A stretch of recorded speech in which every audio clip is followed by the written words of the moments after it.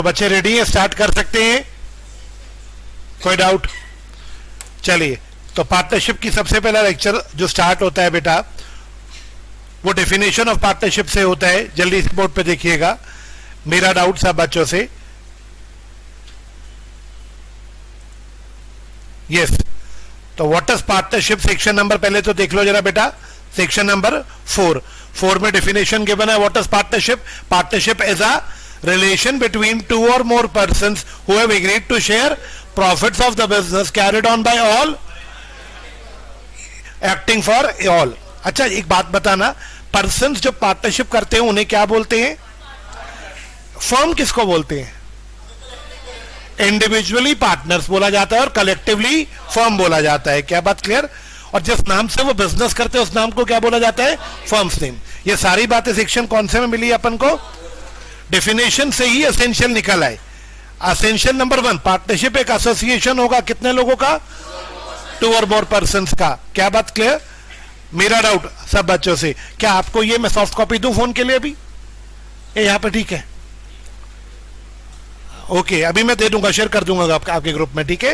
Association होना चाहिए, agreement होना चाहिए, बिजनेस होना चाहिए, बिजनेस के बाद प्रॉफिट शेयरिंग होना चाहिए, और 5वें नंबर पे म्यूचुअल एजेंसी होना चाहिए। पहला सवाल सब बच्चों से, what is this? Association of 2 or more persons. Partnership के लिए कम से कम 2 लोग होने चाहिए, जोर जबरदस्ती से या वॉलेंटरी? आप और मैं मिलकर पार्टनरशिप बनाए, या पहले बंदूक रखूं चल मैं पार्टनरशिप कर? नहीं, पार्टनरशिप हमेशा वॉलेंटरी होगा। क्या मेरी बात क्लियर? कम से कम कितने लोग चाहिए? 2 और मोर पर्सन चाहिए। क्या बात क्लियर? अच्छा, पर्सन, कोई भी पर्सन पार्टनरशिप बना सकते हैं, या जो लॉ की नजरों में पर्सन है वही बना सकते हैं? लॉ की नजरों में यानी नेचुरल पर्सन की बात नहीं मैं बोल रहा, नहीं मैं नेचुरल पर्सन नहीं बोल रहा, मैं बोल रहा हूं जो लॉ की नजरों में पर्सन है। अब इन्होंने बोला नेचुरल पर्सन, नेचुरल पर्सन से मैं एक नेचुरल पर्सन हूं, क्या मैं पार्टनर बन सकता हूं? माइनर भी तो नेचुरल पर्सन है, बट माइनर को मना कर दिया कि तू पार्टनर अभी नहीं बन सकता क्योंकि लॉ की नजरों में तू अभी पर्सन नहीं है। अच्छा, पार्टनरशिप फर्म लॉ की नजरों में पर्सन नहीं होता, तो एक पार्टनरशिप फर्म दूसरे पार्टनरशिप फर्म का पार्टनर नहीं बन सकता। लेकिन कंपनी, अब कंपनी नेचुरल पर्सन तो नहीं होती, आर्टिफिशियल पर्सन होती है, लेकिन होती पर्सन है लॉ की नजरों में। इसका मतलब क्या कंपनी किसी पार्टनरशिप फर्म की पार्टनर बन सकती है? यस, बन सकती है। तो रूल क्या बनाए? सिर्फ नेचुरल पर्सन बन सकते हैं या जो पर्सन रिकॉग्नाइज बाय लॉ है वो बन सकते हैं? क्या बात समझ आया? एक बार 4 फिंगर्स रिपीट। हम सब लोग क्या पार्टनर बन सकते हैं? माइनर, एक पार्टनरशिप फर्म दूसरे पार्टनरशिप फर्म का पार्टनर बन सकता है? नो, क्यों नहीं बन सकता? क्योंकि लॉ से पर्सन नहीं मानता। What about company? एलएलपी पे मैं नॉलेज की बात शेयर करता हूं। एलएलपी भी लॉ की नजरों में एक सेपरेट लीगल आइडेंटिटी है, तो इसका मतलब वो भी एक पर्सन है। तो क्या एलएलपी किसी पार्टनरशिप फर्म के पार्टनर बन सकती है? यस, बिल्कुल बन सकती है। इसको रटना का तरीका नहीं है, जिसकी सेपरेट लीगल एंटिटी है वो एक पर्सन है। पार्टनरशिप फर्म की कोई सेपरेट लीगल एंटिटी नहीं है तो वो एक पर्सन नहीं है। आइए एक बार इसको पढ़िएगा। Partnership is an association of 2 or more persons, only persons recognized by can enter into partnership. एक partnership firm is not a person in the eyes of, so it can't be a minor can't be partner in a firm. बेटा क्यों? हाँ जी, minor क्यों नहीं बन सकता partner? क्योंकि वो 18 साल से छोटा, इनकॉम्पिटेंट है। लेकिन एक्सेप्शन क्या बोली बताओ? क्या उसको बाकी पार्टनर के कंसेंट से फर्म में एडमिट किया जा सकता है फॉर बेनिफिट्स? बच्चा पार्टनर नहीं बनेगा लेकिन फर्म में एडमिट किया जा सकता है ओनली फॉर बेनिफिट माने प्रॉफिट्स। सेक्शन 30 में डिटेल में बात करेंगे इस पे। क्या बात क्लियर? आगे पढ़ना। पार्टनरशिप एक्ट में लिखा नहीं मैक्सिमम कितने पार्टनर हो सकते हैं, मिनिमम तो बोला, तो मैक्सिमम पार्टनरशिप एक्ट में कुछ नहीं बोला। लेकिन कंपनीज एक्ट का सेक्शन 464 है जो कहता है मैक्सिमम 50 पार्टनर्स अलाउड है, उससे ज्यादा अलाउड नहीं है। बेटा याद रखना, कंपनीज एक्ट का सेक्शन 464 बोलता है 50 से ज्यादा पार्टनर नॉट अलाउड। अब एक डाउट आता है, याद करके बता सकते हो सर कंपनीज एक्ट क्यों मना करता है? ये लिमिट कंपनीज एक्ट ने क्यों लगाई? एक्चुअली क्या था, जब ये लॉ बना था पार्टनरशिप एक्ट, तो मिनिमम तो लिख दिया 2, मैक्सिमम नहीं लिखा। लॉ को नहीं पता था कि मैक्सिमम कितने लोग होंगे। पार्टनरशिप एक्ट में कितने भी लोग हो सकते थे, 20, 30, 40, 50, 60, 70, 80, 100, 200 कितने भी हो सकते थे। लेकिन जब कंपनीज एक्ट बना, आहिस्ता आहिस्ता जमाना ग्रो किया ना, तो अब आप बताओ जितने ज्यादा लोग होंगे क्या उतना ज्यादा कैपिटल होगा? और अगर पार्टनरशिप फर्म रजिस्टर्ड नहीं होगा, ज्यादा कैपिटल होगा, तो क्या धांधलेबाजी फ्रॉड का चांस है? और रजिस्टर्ड होगा नहीं, कोई कुछ कहेगा नहीं उसको। तो यहाँ पे क्योंकि नंबर जितना बड़ा पार्टनरशिप फर्म का साइज होगा उतना ज्यादा कैपिटल लगा होगा, और कैपिटल लगा होगा तो रिस्क होगा। तो लॉ ने क्या बोला, भाई रिस्क है तो मैं काम करता हूं। पार्टनर कंपनी एक्ट बोला 50 तक बहुत है। अब एक पार्टनरशिप फर्म बोला हमें 100 पार्टनर का फर्म बनाना है, तो कंपनी लॉ मेकर ने क्या बोला, तो एक काम करना, चल इधर आ, तो कंपनी लॉ में रजिस्टर करवा ले, प्राइवेट कंपनी है, पब्लिक कंपनी बन जा, 100 क्या तो 200 रख लियो, और अगर 200 से भी ज्यादा हो ना तो पब्लिक बना लियो। बताओ, ज्यादा लोग कंपनी लॉ में अलाउड है, अनलिमिटेड लोग हो सकते हैं पब्लिक कंपनी में, वहां पे क्यों अलाउ कर दिया, पार्टनरशिप पे क्यों नहीं अलाउ किया? क्योंकि कंपनी लॉ में एमसीए नजर रखते हैं हर कंपनी पे, मिनिस्ट्री ऑफ कॉर्पोरेट अफेयर्स की नजर है, हर कंपनी रजिस्टर्ड है, हर कंपनी को अपने डॉक्यूमेंट्स रेगुलरली जमा कराने हैं, एमसीए को नजर आ रहा है कौन सी कंपनी क्या कर रही है। लेकिन पार्टनरशिप फर्म कहीं रजिस्टर्ड होते नहीं है, गवर्नमेंट को पता नहीं वो लोग क्या कर रहे हैं। क्या लॉजिक समझ आया? तो मेरा डाउट, चलो जी ये वाला फर्स्ट पॉइंट क्लियर है। सेकंड पॉइंट, क्या पार्टनरशिप के बीच में पार्टनर्स में एग्रीमेंट होना चाहिए? अच्छा, दो लोग मिलके पार्टनरशिप करेंगे जोर जबरदस्ती से, म्यूचुअल एग्रीमेंट से? मेरा डाउट, देख इसमें एक वर्ड है वॉलेंटरी एंड कॉन्ट्रैक्चुअल। इसका क्या मतलब है? वॉलेंटरी, पार्टनरशिप वॉलेंटरी होगा, जबरदस्ती नहीं होगा, और कॉन्ट्रैक्चुअल होगा। कॉन्ट्रैक्चुअल मतलब आपस में कॉन्ट्रैक्ट करके। बेटा एक बात बता, मेरा डाउट जल्दी से बताना, पार्टनरशिप एग्रीमेंट ओरल में होगा या राइटिंग में होगा? दोनों में होगा। क्या बात क्लियर? अच्छा, एक्सप्रेसली होगा या इंप्लाइड होगा? मैंने आपको बोला क्या आप मेरे पार्टनर बनोगे, ओरल में बोला, ये एक्सप्रेस है या इंप्लाइड है? मैंने व्हाट्सएप रिटर्न मैसेज लिख के भेजा, would you like to become my partner? Express. Implied का एग्जांपल होल्डिंग आउट याद है? एक्शन से, एक्शन से किसी को अपने फर्म का क्या बना दिया? पार्टनर। पढ़िएगा जरा, it may be observe that partnership must be the result of agreement. हाँ जी, partnership must be the result of agreement. आगे क्या कहता है?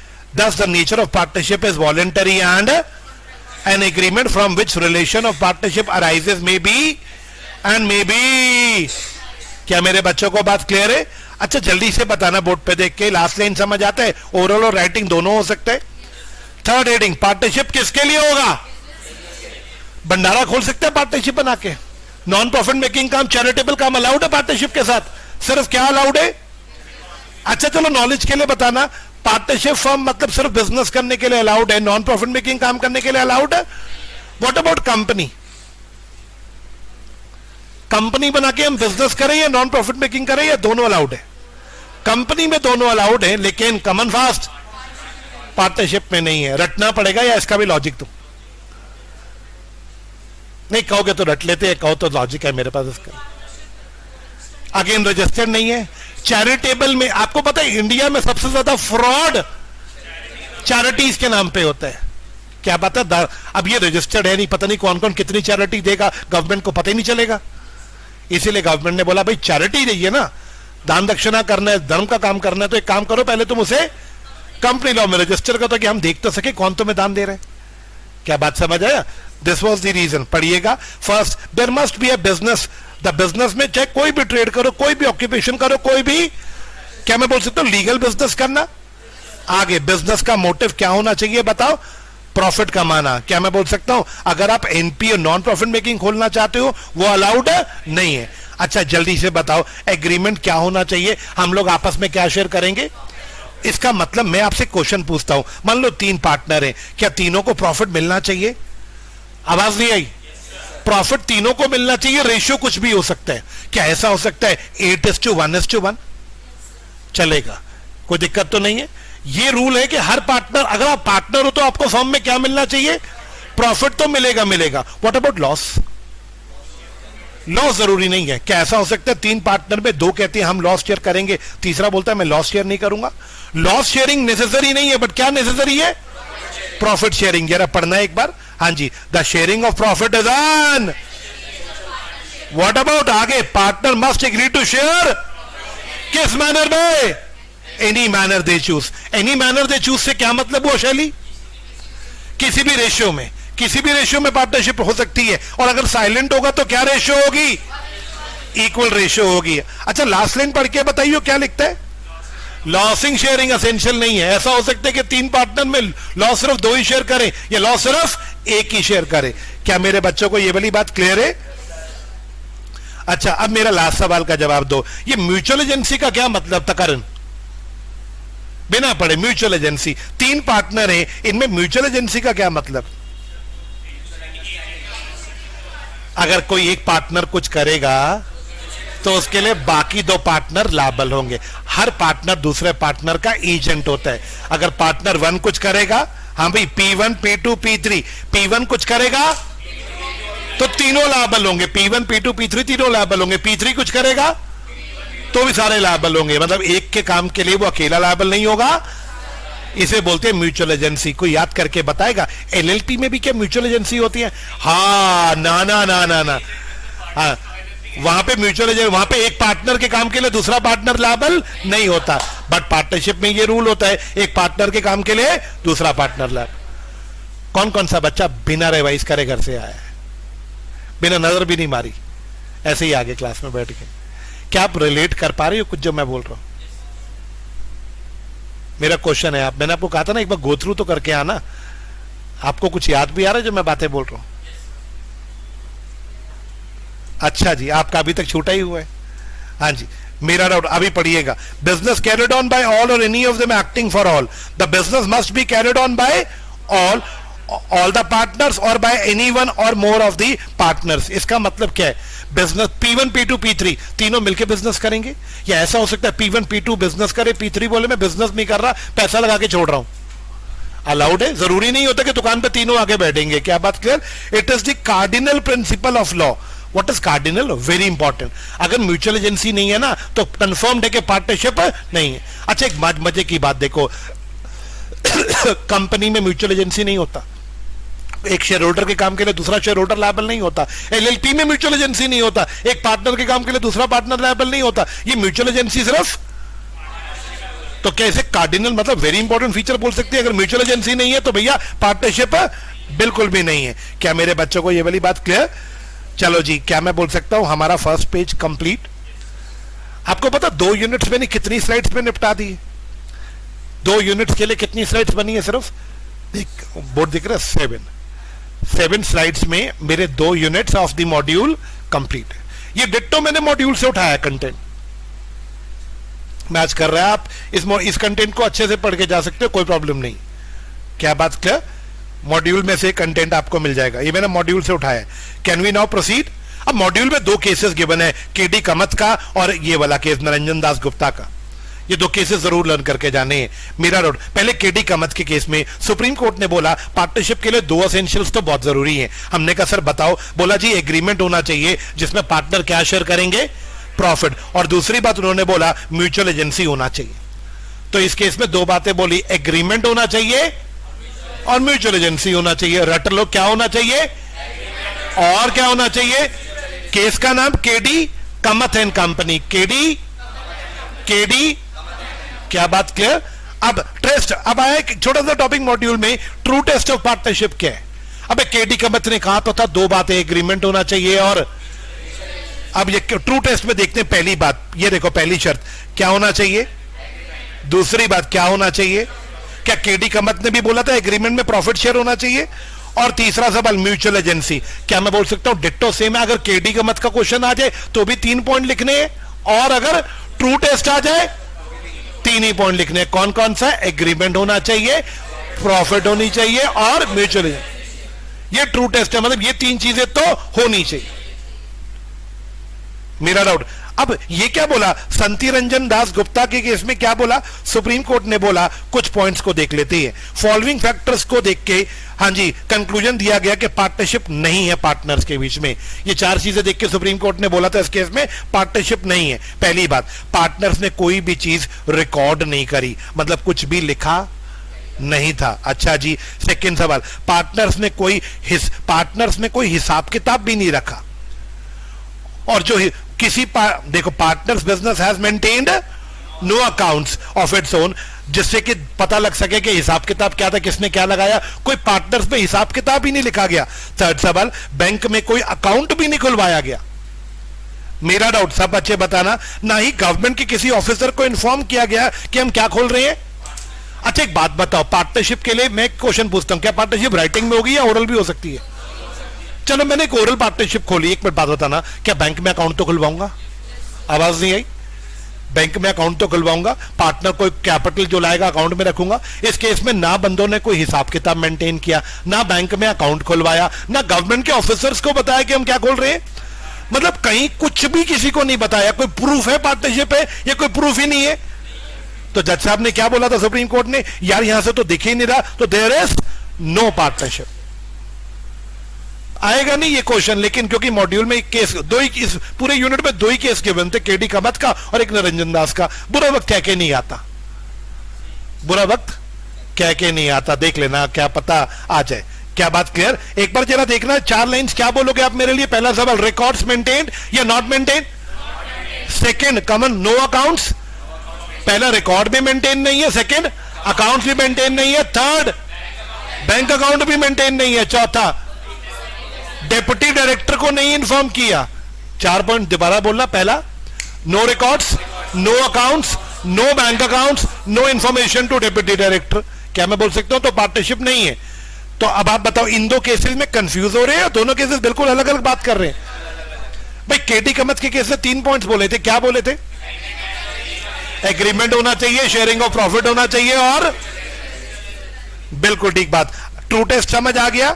अच्छा जल्दी से बताना, असेंशियल्स कितने पढ़ाए थे अभी मैंने? पहला असेंशियल, 2 और मोर पर्संस होंगे, वो उनके बीच में क्या होगा? एग्रीमेंट होगा। मेरा एग्रीमेंट करेगा क्या करने का? बिजनेस से क्या कमाना है? और लास्ट सवाल क्या होना चाहिए? Mutual agency. तो ये पॉइंट्स आपके बन गए। क्या बात क्लियर? अच्छा, पार्टनरशिप कितने प्रकार की होती है? मेरा डाउट देखो, ये मॉड्यूल में 4 दे रखी है, बट आपको यार जब मैं पढ़ा रहा था तो मैंने कहा था 2 ही होती है यार। एक होती है पर्टिकुलर पार्टनरशिप और एक होती है पार्टनरशिप एट विल। लेकिन मॉड्यूल ने सर 4 दे रखी है, तो मैं मॉड्यूल के हिसाब से ही समझा देता हूं। क्या बात क्लियर? मेरा डाउट, आप बताओगे पार्टनरशिप एट विल का मतलब क्या है? कोई बच्चा याद कराए? जिसका बंद करने का कोई टाइम नहीं है, जब तक बंद करे।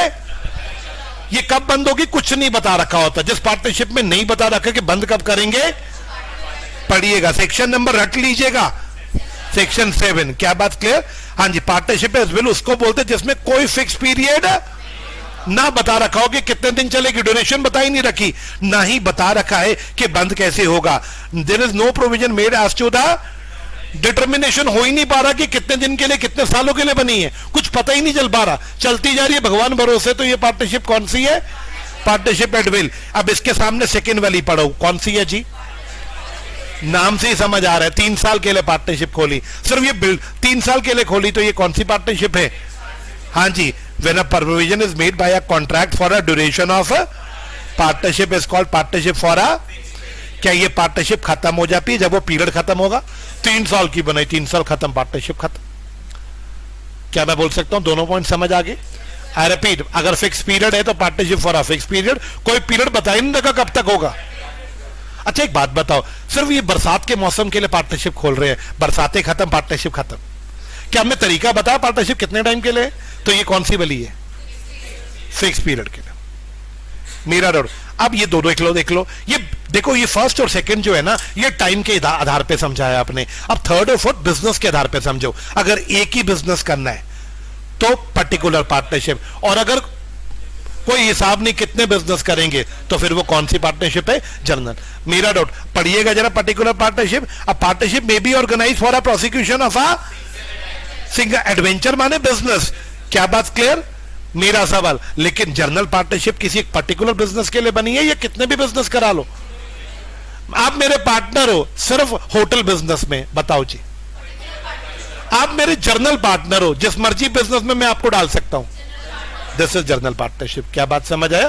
तो बिजनेस के पॉइंट ऑफ व्यू से थर्ड और फोर्थ पॉइंट हो गया, और टाइम के पॉइंट ऑफ व्यू से फर्स्ट और सेकेंड पॉइंट हो गया। दूसरी साइड भी खत्म हो गई, और क्या यार। बच्चों देखो, हंसने की बात नहीं है, स्माइल करने की बात नहीं है। एक बात बताओ, मैं फास्ट करा रहा हूं, थोड़ा और स्लो कर दूं?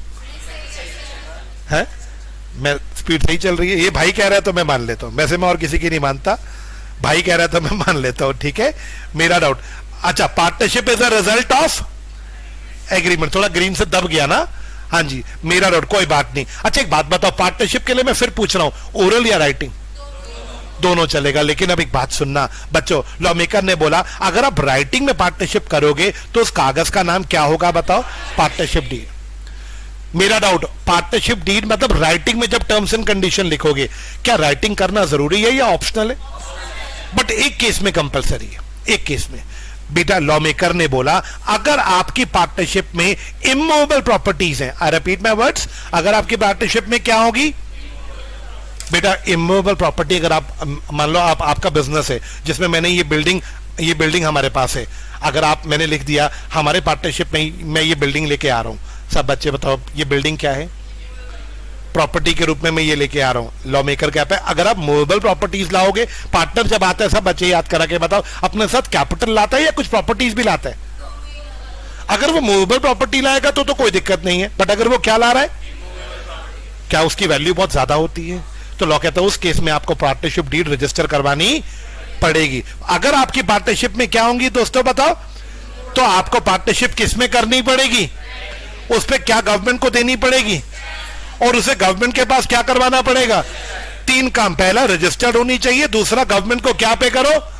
स्टैम्प ड्यूटी, और थर्ड गवर्नमेंट के पास क्या करवाओ?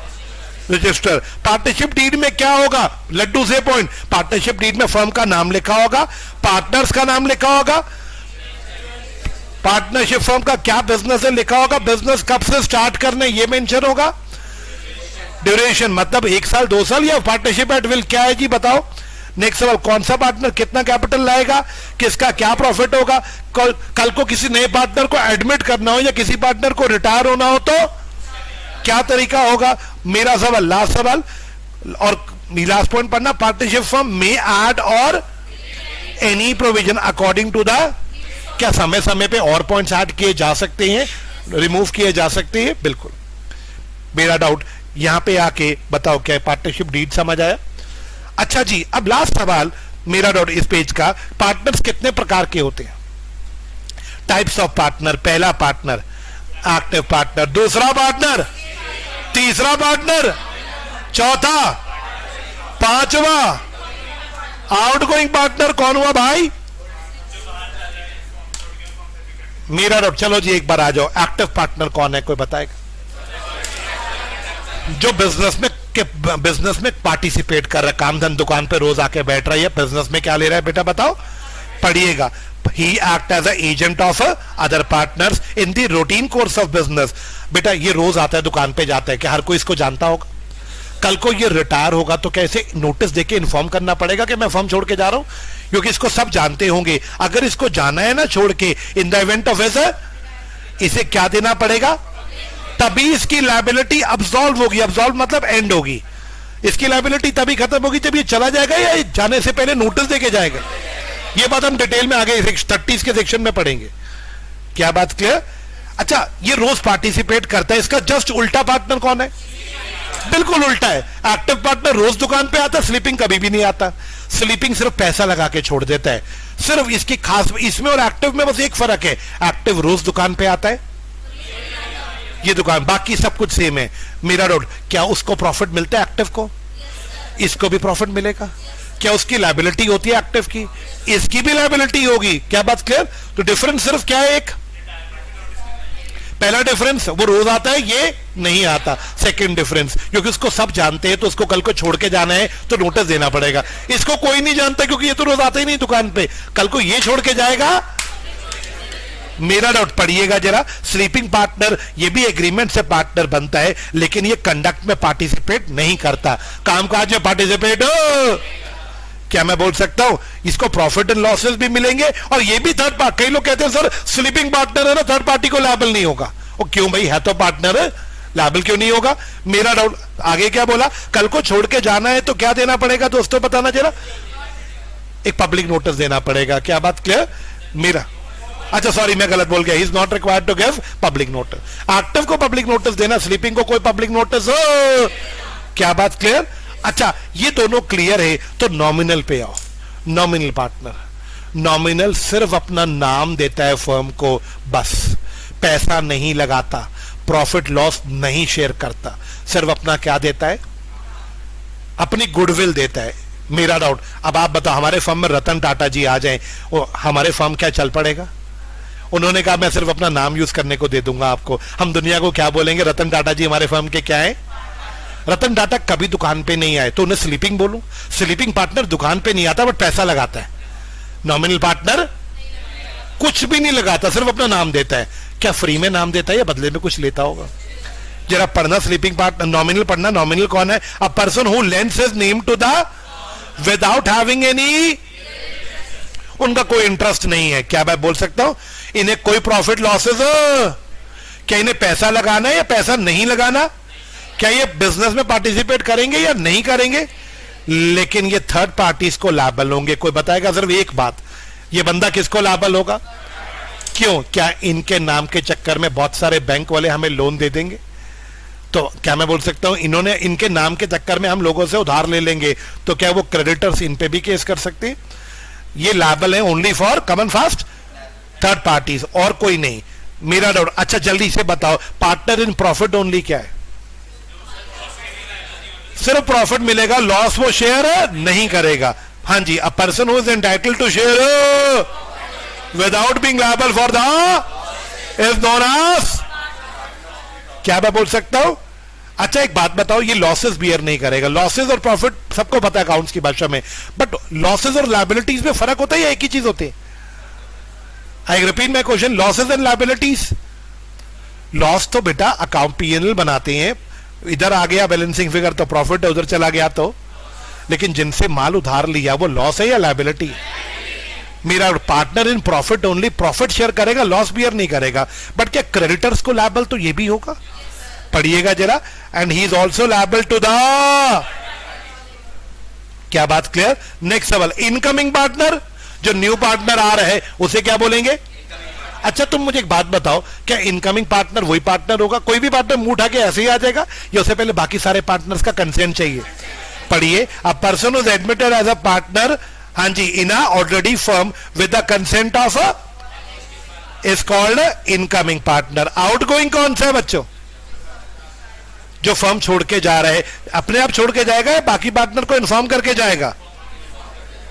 नेक्स्ट सवाल, ये तो बता दो आपका favourite partner by holding out क्या है? एक आखिरी बार एग्जांपल रिकॉल करा दो पार्टनर बाय होल्डिंग आउट का। दो पार्टनर थे, आशीर्वादित, ये मुझे भी ले गए अपने साथ। मैं इनका पार्टनर नहीं था, मुझे बैंक ले गए। कहते सर आप बाहर बैठो, आपको बैंक मैनेजर देखेगा ना, आपने बस उसको यूं करना है। अब मैं इनका पार्टनर नहीं हूं, पार्टनर तो आसिफ देते हैं। बैंक में गए, बैंक मैनेजर को कहते हैं लोन दे दे। बैंक मैनेजर बोला तुम दोनों को लोन नहीं दूंगा। कहते हैं अशमीत सिंह भी हमारा पार्टनर है। बैंक मैनेजर बोला अशमीत सर पार्टनर है तुम्हारे? कहते हैं हाँ वो साथ भी आए हैं। वो देख शीशे के आगे पर्दा लगा हुआ था बैंक मैनेजर के, बोला पर्दा हटा के देख वो सामने बैठे हैं। बैंक मैनेजर ने पर्दा हटाया, मैंने उनको यूं कर दिया। बैंक मैनेजर को क्या लगा कि मैं आसिफ दित्ते का मैं नहीं था पार्टनर, बट मैंने अपनी हरकतों से बैंक मैनेजर को प्रूफ करा दिया। क्या मैं पार्टनर माना जाऊंगा? हर चीज के लिए मैं इनका पार्टनर माना जाऊंगा या सिर्फ इस लोन के लिए? बस इस लोन के लिए मैं इनका पार्टनर। अगर ये लोग नहीं चुका पाए तो क्या ये लोन मुझे चुकाना पड़ेगा? यानी एक बार बस यूं करना मेरे पे कितना भारी पड़ गया। क्या याद आया कुछ ऐसा? Where a man hold himself out as a, मेरा डाउट, तो बाद में वो डिनाई नहीं कर सकता कि मैं पार्टनर नहीं हूं, वो पार्टनर माना जाए। मेरे बच्चों बताओ क्या कुछ समझ आया? यहां पे आके आई कैन से यूनिट 1 खत्म हो गया। मॉड्यूल में 2 क्वेश्चन है यूनिट 1 पे। एक क्वेश्चन होल्डिंग आउट पे है, एमयू करके कुछ क्वेश्चन है। दूसरा पार्टनरशिप डीड पे। जो पहला क्वेश्चन है एमयू वाला वो अच्छे से कर लेना, होल्डिंग आउट पे क्वेश्चन है वो। क्लियर? मैं अपना क्वेश्चन बैंक भी अभी खोल देता हूं आपके सामने। एक बार यूनिट 2 खत्म कर दूं ना, फिर क्वेश्चन बैंक खोल लेंगे, क्योंकि क्वेश्चन बैंक में तो सारे चारों यूनिट्स की क्वेश्चन है। जो जो क्वेश्चन अपन को आते हैं हम कर लेंगे उस पर डिस्कस। हाँ जी राधा माधवी, ठीक है आप दोनों ठीक रहिए। हाँ मेरा सवाल, पढ़ाई चल रही है सबकी? क्या पढ़ने का मन सा नहीं करता? मन नहीं करता बेटा पढ़ने का, बट मेरा डिसिप्लिन के रोज इतने घंटे पढ़ना है। ग्रेजुअली बढ़ेगा बच्चे, एक बारी में मत सोचना मैं 8 घंटे पढ़ लूंगा। 2 घंटे, पहले 1 घंटा, फिर 2 घंटे, कुछ दिनों बाद 4 घंटे, 6 घंटे, ऐसे करके आपका डिसिप्लिन बनेगा। एकदम मत सोचना कि मेरे को आज 8 घंटे पढ़ना, नहीं पढ़ पाओगे। बॉडी को अडेप्ट करने में टाइम लगेगा। Can we move to unit 2? Unit 2 करें शुरू? यार वो मेरा डाउट, मॉड्यूल के क्वेश्चन मैंने आपको बता दिया, आपने करने हैं। दिखाऊं वो क्वेश्चन मॉड्यूल का, दिखाऊं क्वेश्चन मॉड्यूल का? चलो एक बार लगे हाथ डिस्कस कर लेते। आइयो मॉड्यूल जरा सामने, आजा मॉड्यूल बेटा। हाँ हाँ हाँ भाई हाँ, चलो चलो चलो चलो चलो चलो चलो चलो, ये लो भाई। Mister X U and Y U are partners in the firm. अपना दिमाग लगाओ, mister X U and Y U are partners in the firm. X U ने इंट्रोड्यूस किया एमयू को। भाई दो पार्टनर कौन है? मैं बोलता हूं एक्स और वाई, तो यू तो कॉमन हो गया ना, एक्स और वाई तो पार्टनर है। मिस्टर एक्स यू जो पहले पार्टनर है, उन्होंने इंट्रोड्यूस किया एमयू। एमयू कौन है? पार्टनर है, एम्प्लॉय है? MU as S partner. क्या हुआ दोस्तों? ये लाइन बहुत अच्छी लाइन है, इसी लाइन में जान बसी है क्वेश्चन की। एक्सयू ने क्या किया दोस्तों, जरा बताना। एमयू को बोला, एमयू मेरा क्या था दोस्तों, लेकिन एक्सयू ने क्या बोला, एमयू हमारा क्या है। और ये बात एक्सयू ने किसके सामने बोल दी? जेडयू के सामने। एमयू सुन रहे हैं, एमयू चुप है। मतलब दो पार्टनर कौन है? एक्स और वाई। एम इनका एम्प्लॉय है, जेड ना, मैं बता रहा हूं जेड कोई सप्लायर है, आउटसाइडर है, ठीक है जी। एक्स ने क्या किया, सप्लायर को बोला एम भी हमारा पार्टनर है। एम पार्टनर नहीं था, एम तो क्या था? एम्प्लॉय था। एम सुन रहा है ये बात, एम चुप है। गलती किसकी है? क्या एम ने बाय होल्डिंग आउट अपने आप को पार्टनर प्रूफ कर दिया? अब आगे क्या, जेड यू जो था ना, जेड था वो सप्लायर था, वो ट्रेडर था, उसने बिलीव करा कि एम भी इनका क्या है, और उसने 50 लैपटॉप सप्लाई कर दिए उधार पे। दोस्तों जेड ने माना कि एम भी इनका पार्टनर, और उसने उधार पे 50 लैपटॉप दे दिए फर्म को। जब क्रेडिट पीरियड खत्म हो गया ना बेटा, 2 महीने के उधार पे दिया गया मान लो, हाँ जी, तो जेडयू को उसके पैसे नहीं मिले। जेडयू अब इन पे केस करना चाहता है। जेडयू ने केस किया एक्स और एम पे, उसने वाई पे केस नहीं किया। जेड ने सिर्फ किस पे केस किया? हाँ जी, मेरा क्वेश्चन की डिमांड है कि एमयू लायबल है या लायबल नहीं है? लायबल है by holding out. Second question तो लड्डू क्वेश्चन है बच्चे। देखो इन्होंने भी सेक्शन कौन सा लगाया दोस्तों, बताओ। 28 किसका है बेटा, बताओ। होल्डिंग आउट का। होल्डिंग आउट का लगा के इन्होंने जवाब दे दिया, हाँ जी सर लायबल होगा, क्योंकि उसने अपने हरकतों से चुप रह के अपने आप को प्रूव कर दिया कि मैं भी इस फर्म का पार्टनर। ये क्वेश्चन करके जाना, क्लियर। सेकंड तो लड्डू सा क्वेश्चन है कि पार्टनरशिप डीड बनानी है जी, उसका क्या कंटेंट होना चाहिए। ये देखो ये सारा कंटेंट है मेरा, अभी हमने पढ़े थे ना ये सारे पॉइंट्स। क्या बात क्लियर? और क्वेश्चन नहीं है। हालांकि मॉड्यूल में मुझे नहीं समझ आया, मॉड्यूल में एमसीक्यू क्यों दे रखे हैं? क्या आपके पेपर में आते हैं एमसीक्यू? पता नहीं क्यों बच्चों को खुश करने के लिए दे रखे। मैं नहीं डिस्कस कर रहा यार, जब इन्होंने आना ही नहीं है तो। अच्छा एक चीज और है यूनिट 1 में जो मैंने डिस्कस नहीं करी, डिफरेंसेस बहुत इंपॉर्टेंट है। मेरा डाउट ये देखो, डिफरेंसेस मैंने डिस्कस नहीं करे, लेकिन they are very important for your exam. अगर मैं डिफरेंसेस की बात करूं तो देखो मैंने ये सारा डिस्कस कर दिया। पहला डिफरेंस, एक पार्टनरशिप क्या होता है और एक एसोसिएशन क्या होता है। बेटा पार्टनरशिप सबको पता है, एसोसिएशन तो एक ग्रुप हो गया ना। अब ये जितने लोग यहां बैठे हैं समय, ये क्या है? एक ये कोई पार्टनरशिप थोड़े ना, हम सारे लोग क्या है बताओ, एक एसोसिएशन। क्या बात क्लियर? मेरा डाउट। अच्छा ये बताना जरा, पार्टनरशिप और को ओनर में क्या डिफरेंस है? दो लोगों ने मिलकर एक बाइक खरीदी, वो पार्टनर नहीं है। दोनों ने मिलकर पैसा लगा के एक बाइक खरीदी, वो लोग क्या है? कोनर में क्या होता है? दोनों मिलकर बाइक शेयर करेंगे, खराब होगी दोनों मिलकर ठीक कराएंगे। बिजनेस कर रहे हैं या बस एक प्रॉपर्टी ओन कर रहे हैं? पर पार्टनर्स तो क्या करते हैं दोस्तों बताओ? एक बिजनेस करते हैं। क्या बात क्लियर? नेक्स्ट सवाल, ये डिफरेंस किसके बीच में है बताओ? पार्टनरशिप और एचयूएफ के बीच का difference. This is very important. कोई याद कराएगा व्हाट वाज एचयूएफ? एक फैमिली बिजनेस होता है जिसमें बच्चा पैदा होते ही अपनी फैमिली का क्या बन जाता है। उसमें सारे फैमिली मेंबर लायबल नहीं होते, जो फैमिली का हेड होता है करता, लेकिन पार्टनरशिप फर्म में तो सारे पार्टनर लायबल होते हैं। पार्टनरशिप फर्म के लिए क्या एग्रीमेंट बनाना जरूरी है, बट उसमें एचयूएफ में कोई एग्रीमेंट नहीं चाहिए, बच्चा जैसे ही पैदा होगा वो मेंबर बन जाएगा पार्टनर। क्या बात क्लियर? और कौन सा डिफरेंस गिवन है? पार्टनरशिप और कॉमन फास्ट। बेटा क्लब नॉन प्रॉफिट मेकिंग होती है, पार्टनरशिप क्या होती है बताओ? Profit making. क्या बात क्लियर? और इसके बाद किसका डिफरेंस है? Common fast. पार्टनरशिप और कॉमन फास्ट क्या है भैया? कंपनी। मैं ये बोलूंगा ये डिफरेंस तो तब पढ़ना जब तुमने क्या रिवाइज कर रखा हो, तब मजा आएगा। जैसे सेपरेट लीगल एंटिटी किसकी होती है? पार्टनरशिप की नहीं होती, कंपनी की होती है। लिमिटेड लायबिलिटी पार्टनरशिप में नहीं होती बट किस में होती है? क्या बात क्लियर? ये चार डिफरेंसेस हैं, पार्टनरशिप और कंपनी, पार्टनरशिप और क्लब, पार्टनरशिप और हिंदू अनडिवाइडेड फैमिली, पार्टनरशिप और एसोसिएशन। इसमें जो सबसे दो इंपॉर्टेंट है वो कौन से हैं? कंपनी और एचयूएफएल। कर जाना बेटा बुरा वक्त, क्या नहीं आता, उसकी वाइफ करता बन जाएगी। हाँ जी, क्या बात क्लियर? चलिए, can we now proceed? Can we proceed to unit 2 या no no no no no no no no no no?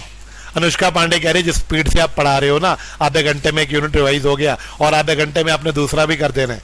बेटा आई थिंक सो अगर एक घंटे में हम 2 यूनिट रिवाइज कर पा रहे हैं तो आपको नहीं लगता कि हमें क्वांटिटी ऑफ यूनिट रोज की रिवीजन में बढ़ा देने चाहिए? वो कह रही मेरे से सर इसी में नहीं बैठा जा रहा, आप एक यूनिट और बढ़ाने की बात कर रहे हो। Should we take a break of 5 minutes then start with unit 2? 3 slides का यूनिट 2 है। आहा,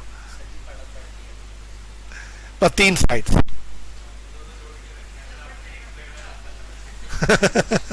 चलो, will take a break of 5 minutes and then will proceed. Okay, जाओ, let's proceed with unit number 2। बेटा अब यूनिट 2 की अगर हम बात करें तो ये थोड़ा सा बड़ा हो गया यूनिट 1 के कंपैरिजन में। मेरा सबसे पहला डाउट इसके अंदर सेक्शन 9 बात करता है जर्नल ड्यूटीज ऑफ पार्टनर की। मेरा डाउट बिल्कुल सिंपल सा, लड्डू सेक्शन 9 कोई स्पेशल ड्यूटी की बात नहीं करेगा। देखो 9, 10, 11, 12, 13 ये सिर्फ राइट्स एंड ड्यूटीज की बात करेंगे।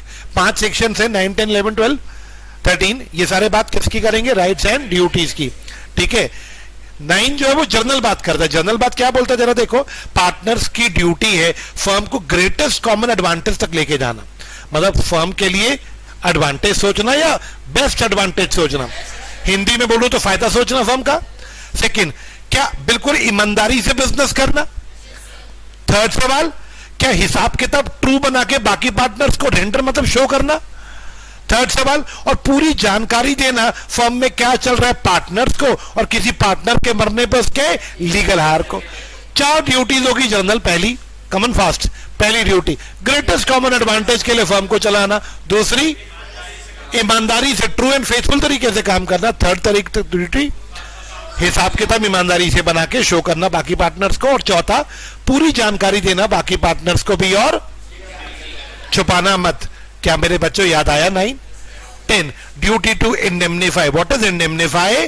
Compensate. Duty to indemnify for loss caused by fraud. मतलब समझाओगे? अगर किसी पार्टनर ने फर्म में फ्रॉड किया और उस चक्कर में फर्म को क्या हो गया। एग्जाम्पल, एक पार्टनर दुकान पे बैठा था, फर्म की दुकान थी, झूठ बोल के माल बेच रहा है। बताओ, दुकान पे बैठ के पार्टनर माल बेच रहा है झूठ बोल के, फंसेगा कौन? दुकान फर्म के तो फर्म फंसेगा। फर्म का लॉस हो गया, पार्टनर ने झूठ बोला था, कस्टमर ने फर्म पे केस कर दिया, फर्म को 20 लाख का नुकसान हो गया। किसके? फ्रॉड की वजह से फर्म को लॉस हुआ। क्या फर्म पार्टनर से मांग सकता है? सेक्शन 10 कहता है पार्टनर को फर्म को देना पड़ेगा। पढ़ लो एक बार, every partner shall indemnify the firm for any cost to it by his fraud in the conduct of business of the firm. क्या 10 समझ आया? 9 और 10 में कुछ है? बिल्कुल भी कुछ नहीं है। अब राइट्स एंड ड्यूटीज का अगला सेक्शन कौन सा आ गया? आपको पता है इन 5 सेक्शनों में क्या ध्यान रखना है कि है सब राइट्स एंड ड्यूटीज के, यार इनमें डिफरेंस क्या है। जैसे 9 जो था वो 4 बातें बोल के गया, 10 सिर्फ एक बात बोल के गया, किसकी? फ्रॉड की बात करता है। अब 11 आ गया। 11 कहता है पार्टनर्स की mutual and rights and duties जो होती है ना, वो पार्टनर आपस में तय करे। किस पार्टनर्स को क्या राइट्स चाहिए, क्या ड्यूटीज चाहिए, वो पार्टनर आपस में तय करे। और ये ओरल में भी तय कर सकते हैं और क्या इंप्लाइडली भी तय हो सकती है। अब एक क्वेश्चन है मेरा, तो 11 कहता है पार्टनर्स अपनी राइट्स एंड ड्यूटीज आपस में तय करे, लेकिन 9 ने तो राइट्स एंड ड्यूटीज पहले ही बता दी। 9 ने तो राइट्स एंड ड्यूटीज पहले ही बता दी, फिर 11 ऐसा क्यों बोल रहा है पार्टनर्स अपनी राइट्स एंड ड्यूटीज खुद तय करे। क्या मैं बोल सकता हूं राइट्स को 2 पार्ट में डिवाइड करो? एक वो राइट्स जो लॉ ने दी, एक वो ड्यूटीज जो लॉ ने क्रिएट करी। जो लॉ ने राइट्स एंड ड्यूटीज क्रिएट करी वो 9 में लिख दी, 10 में लिख दी। और 11 में क्या बोला? पार्टनर्स अपनी मर्जी से भी अपने आप को राइट्स एंड ड्यूटीज देना चाहते हैं तो दे सकते हैं। जैसे लॉ ने तो इतना बोला ना, पार्टनर्स को प्रॉफिट मिलेगा, किस रेशियो में मिलेगा? पार्टनर्स आपस में तय कर। क्या बात कर? पार्टनर्स अपनी राइट्स एंड ड्यूटीज खुद तय करें। बट एक बात बताओ, क्या पार्टनर लॉ के खिलाफ जा सकते हैं या लॉ के खिलाफ नहीं जाएंगे? वो क्या बात क्लियर? अच्छा, पार्टनर ने अपने राइट्स एंड ड्यूटीज पेपर पे अपनी मर्जी से लिख ली, क्या बाद में वो बदल भी सकते हैं अपने rights and duties orally, writing में, या इम्प्लाइड तरीके से? क्या मेरे बच्चों बात क्लियर है? बच्चों मेरा सवाल, क्या आप अपनी राइट्स एंड ड्यूटीज में ऐसा लिख सकते हैं कि जब तक आप हमारे फर्म के पार्टनर हो आप प्राइवेट में कोई और बिजनेस नहीं करोगे? क्या एक दूसरे पे वैसे रिस्ट्रिक्शंस लगा सकते हैं कि जब तक आप हमारे फर्म के पार्टनर हो? क्या मैं बोल सकता हूं? ये देखो, मेरे को ऐसा लगता है जो 9 और 10 था ना, ये राइट्स एंड ड्यूटीज लॉ ने दी तो इनका नाम रख देते हैं स्टैट्यूटरी राइट्स एंड ड्यूटीज। लेकिन 11 ये लॉ की राइट्स एंड ड्यूटीज नहीं है, ये पार्टनर्स तय करेंगे तो इनका नाम रख देते हैं म्यूचुअल राइट्स एंड ड्यूटीज। क्या मेरे बच्चों एक बार 11 रिपीट करें? 3 पॉइंट से पहला, पार्टनर्स अपनी राइट्स एंड ड्यूटीज खुद तय कर सकते हैं। सेकंड पॉइंट, बदल भी सकना चाहे तो बदल भी सकते हैं। थर्ड, पार्टनर ऐसा भी कह सकते हैं कि जब तक हमारे फर्म के आप, तब तक आपका प्राइवेट में और बिजनेस नहीं करो। क्या मेरे बच्चों को 11 याद हुआ? 9 के 4 पॉइंट रिपीट करना, ग्रेटेस्ट कॉमन एडवांटेज के लिए काम करना है, हिसाब जस्ट एंड फेथफुल रहना है, हिसाब किताब ट्रू बनाने हैं और पूरी जानकारी देनी। 10 क्या बोलता है मेरे बच्चों? क्या आप में से कोई मुझे बताएगा नॉमिनल पार्टनर क्या था? क्या nominal partner profit loss share करते हैं? क्या लायबिलिटीज के लिए लायबल होता है? क्या स्लीपिंग पार्टनर को पब्लिक नोटिस देना पड़ता है? अच्छा, कोई मुझे यह बताएगा जर्नल पार्टनरशिप क्या होती है? अच्छा, आप में से कोई मुझे यह बताएगा केडी कमत के केस में 3 पॉइंट्स क्या बोले गए थे? यार मुझे तो लग रहा है तुम्हें थोड़ा थोड़ा याद हो गया, थोड़ा थोड़ा याद हो गया। अगर आज घर जाके इसको कहां से याद करें, आपके क्लास नोट्स में से करें या इसमें से करें, जहां से आपका मन करे, दोनों जगह एक ही बात लिखी है। क्या बात क्लियर? अगर बोर हो गए उनको पढ़ के, खूबसूरत रंग बिरंगे पढ़ने तो ये पढ़ लो, चीज एक ही है दोनों में। क्लियर? अब आ गया सेक्शन कौन सा? 12 और 13। 12 की पहली लाइन और 13 की पहली लाइन में देखो, subject to contract between partner, subject to contract between partner 12 की पहली लाइन में भी लिख दिया, 13 की पहली लाइन में भी लिख दिया। इसका मतलब आप जो पढ़ोगे ना 12 और 13, इसमें जो लिखा है यदि पार्टनर्स को पसंद ना आए ना, वो बदल सकते हैं।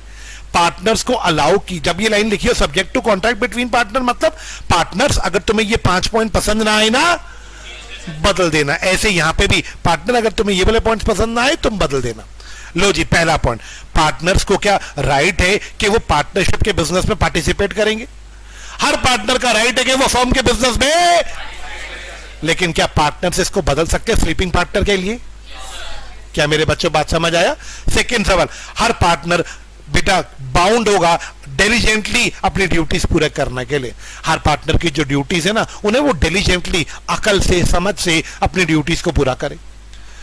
क्या इसको भी बदलेंगे पार्टनर? ये तो सही लिखी है, इसको कोई बदलेगा? कैसे लिख देंगे? अरे नहीं, लापरवाही से चलाओगे, टेंशन नहीं है, ऐसा तो कोई नहीं लिखेगा। हाँ जी मेरे दोस्तों, अगर पार्टनर्स में कोई भी लड़ाई झगड़ा हुआ तो मेजॉरिटी तय करेगी उस लड़ाई झगड़े को। क्या लिखा दोस्तों? Any differences.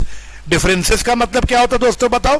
कोई मतभेद हो गया किसी ऑर्डिनरी मैटर को लेके, तो उसको कौन तय करेगा? जो मेजॉरिटी कहेंगे वो होगा। लेकिन अगर फर्म का बिजनेस चेंज करना है तो इसके लिए मेजॉरिटी की नहीं चलेगी, कमन फास्ट। बट मैं एक बात बताऊं, इसको पार्टनर्स बदल दे तो अच्छा है।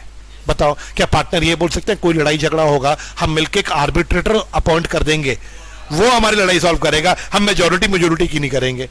क्या पार्टनर इसको बदल सकते हैं पॉइंट को?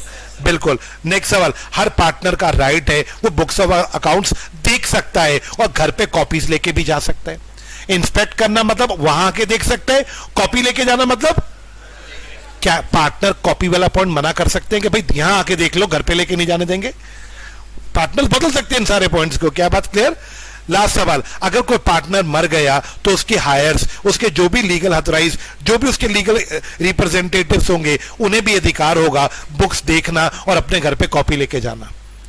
पार्टनर के मरने पे कमन फास्ट। चौथा पॉइंट जो था ना, वो पांचों पॉइंट लीगल आर के लिए हो जाएगा। चौथा पॉइंट क्या था? पार्टनर्स को बुक्स देखना अलाउड है, कॉपीज लेके जाना अलाउड है। पांचवा पॉइंट, जब पार्टनर मरेगा तो उसके लीगल आर को भी ये दोनों काम। क्या पार्टनर्स मना कर सकते हैं? यस, उन्हें आपस में कॉन्ट्रैक्ट करके ये पॉइंट्स मना करने हैं तो कर सकते हैं। चल भाई, subject to the contract between partner, क्या ये लाइन समझ आया? पहला पॉइंट, पार्टनर्स का बताओ बेटा क्या है? क्या हर पार्टनर को पार्टिसिपेट करने का अधिकार है? सेकंड सवाल, क्या पार्टनर अपनी ड्यूटीज को समझदारी से पूरा करेगा? थर्ड पॉइंट को डिफरेंस आएगा। लेकिन अगर पार्टनर्स को अपना बिजनेस का नेचर बदलना है, कोचिंग के बिजनेस से ट्रक के बिजनेस में जाना है, तो इसके लिए तो सारे पार्टनर्स का कंसेंट चाहिए। नेक्स्ट सवाल बताओ बेटा। बुक्स ऑफ अकाउंट्स देख भी सकते हैं और घर पे कॉपी भी लेके जा सकते हैं, और पार्टनर के मरने पे बट अगर पार्टनर को इनमें से एक भी पॉइंट पसंद ना हो तो वो सबको चेंज कर सकता है। क्या बात क्लियर? मेरा doubt. Last point section 13, subject to the contract between partner. इसका फिर से वही मतलब, ये जो पढ़ोगे अगर पार्टनर को पसंद ना आए तो चेंज कर सकते हैं भैया। पहला सवाल, पार्टनर्स को कोई रेम्युनरेशन नहीं मिलेगा। पहला पॉइंट 13 ने क्या बोला? कोई रेम्युनरेशन नहीं। क्या पार्टनर उठा के सबसे पहले इसी पॉइंट को चेंज करेंगे? रेम्युनरेशन के बिना कैसे रह सकते हैं भैया? मेहनत लगती है आ रही है तो। मेरा जो भी प्रॉफिट और लॉस होंगे ना, सारे पार्टनर प्रॉफिट और लॉसेस को इक्वली शेयर करेंगे। क्या पार्टनर इसको बदल सकते हैं?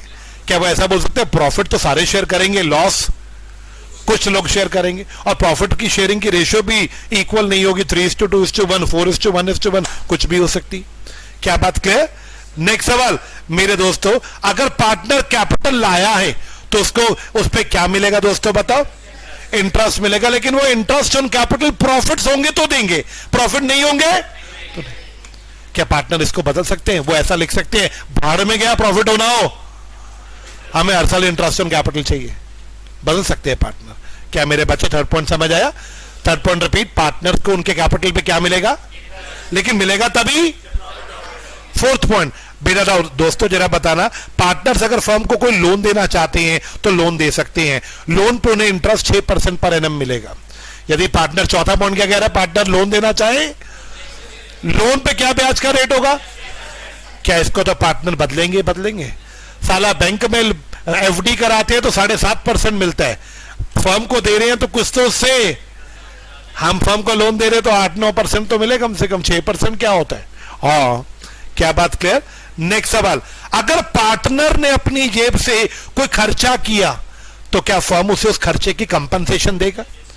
मैं फर्म का पार्टनर हूं, दुकान पर रोज आके बैठता हूं, नौकरों को चाय पानी अपनी जेब से पिला रहा हूं, सब बच्चे बताओ क्या फर्म के अकाउंट से निकाल सकता हूं? फर्म में आग लग गई दोस्तों, एम्बुलेंस बुलाई, कोई खर्चा आ गया आग बुझाने का, इमरजेंसी का खर्चा आ गया, क्या अभी वो भी फर्म से ले सकता हूं मैं? बताओ। यानी पार्टनर ने अपनी जेब से कोई रूटीन खर्चा किया या इमरजेंसी में कोई खर्चा किया, इसको मुझे नहीं लगता पार्टनर चेंज करेंगे। क्या कहता है फरदीन? इसको क्या चेंज करेंगे? मेरा लास्ट सवाल पॉइंट नंबर 6, हाँ जी, पार्टनर फर्म को कंपनसेट करेगा अगर उसकी विलफुल निगलेक्ट से फर्म को कोई लॉस हुआ। अब सेक्शन 10 कहता था अगर पार्टनर ने फ्रॉड किया फर्म को तो वो फर्म को कंपनसेट करेगा, और ये वाला पॉइंट क्या कह रहे हैं? ये फ्रॉड की बात नहीं कर रहा है, ये किसकी बात कर रहा है? Wilful neglect. What is wilful neglect? जानबूझ के इग्नोर कर रहा है। जानबूझ के क्या करना? मैं पार्टनर हूं, मेरा डाउट, मेरे को सारे पार्टनर ने बोला भाई ये सारे एसी खराब हो रहे हैं, मेरा डाउट, एसी नहीं सॉरी लैपटॉप सारे खराब हो रहे हैं, इनको ना ठीक करवा दे। मैं सारे लैपटॉप छत पे ले गया, मैंने सारे लैपटॉप खोल दिए, मैंने कहा इंजीनियर को बुलाता हूँ एक बार सारे ठीक करा देता हूँ। बारिश का मौसम बना है, मुझे पता है बारिश का मौसम बना, सारे लैपटॉप खुले छोड़ दिए ऊपर और नीचे आके फोन में अपना लग गया। बारिश की बूंदें पड़नी शुरू हो गई, मैंने कहा कोई बात नहीं, कुछ नहीं होता। दोस्तों मैं ये फ्रॉड कर रहा हूं या जानबूझ के कोई चीज इग्नोर कर रहा हूं? ये फ्रॉड तो नहीं है, दिस इज विलफुल निगलेक्ट। सारे लैपटॉप खराब हो गए, सब बच्चे बताओ क्या मेरी विलफुल निगलेक्ट से खराब हुए? क्या मुझे भरपाई करनी पड़ेगी फर्म को? क्या कहते हैं पार्टनर, इसको चेंज करेंगे या इसको चेंज नहीं करेंगे? इसको नहीं करेंगे। क्या मेरे बच्चों बात क्लियर? आ जाओ पहला पॉइंट एक बार फिर से, पार्टनर्स को कोई remuneration. Second point, profit share होगा, इक्वल शेयर करेंगे। इंटरेस्ट ऑन कैपिटल मिलेगा तो प्रॉफिट से मिलेगा। चौथा पॉइंट, इंटरेस्ट ऑन लोन मिलेगा तो 6% मिलेगा। पांचवा सवाल, पार्टनर ने अपनी जेब से कोई रूटीन कोर्स में खर्चा किया है या इमरजेंसी में कोई खर्चा किया है, फर्म उसे दे देगा। छठा सवाल, पार्टनर की विलफुल नेग्लेक्ट की वजह से तो फर्म को वो कंपनसेट करेगा। बट क्या 6 के 6 पॉइंट्स को पार्टनर्स आपस में बदलना चाहे तो बदल सकते? क्या ये स्लाइड भी खत्म हो गई? मेरा ये तो इतनी जल्दी जल्दी खत्म हो रही है, पता नहीं क्या हो गया। हाँ मेरा डाउट, कोई कहता है सिलेबस बहुत सारा है, मुझे कोई कहे तो सही सिलेबस बहुत सारा है। ये एक बार अभी मैं ऐसे रिवाइज करा रहा हूं ना थोड़ा थोड़ा टुकड़ों में, जब आपका ये पूरा रिवाइज हो जाएगा ना तो फिर एक दिन फुल डे कराऊंगा, पूरा दिन लगा के ये स्लाइड्स दोबारा रिवाइज कराऊंगा। मतलब फुल डे क्या होगा सर? पूरा लॉ रिवाइज करा दूंगा अगर आप कहोगे तो। हाँ, पूरा लॉ एक बार पहले ऐसी रिवीजन कर लो टुकड़ों में, फिर एक बार पूरी कर लेना। अरे जितनी बार मर्जी करना, लेकिन बस रिवीजन 1 जो है ना ये फेस टू फेस होगी, revision 2 onwards will be on live. क्या बात क्लियर? विल बी, क्योंकि एक बार मैं तुम्हें फर्स्ट टाइम मैं पूरा करा रहा हूं face to face.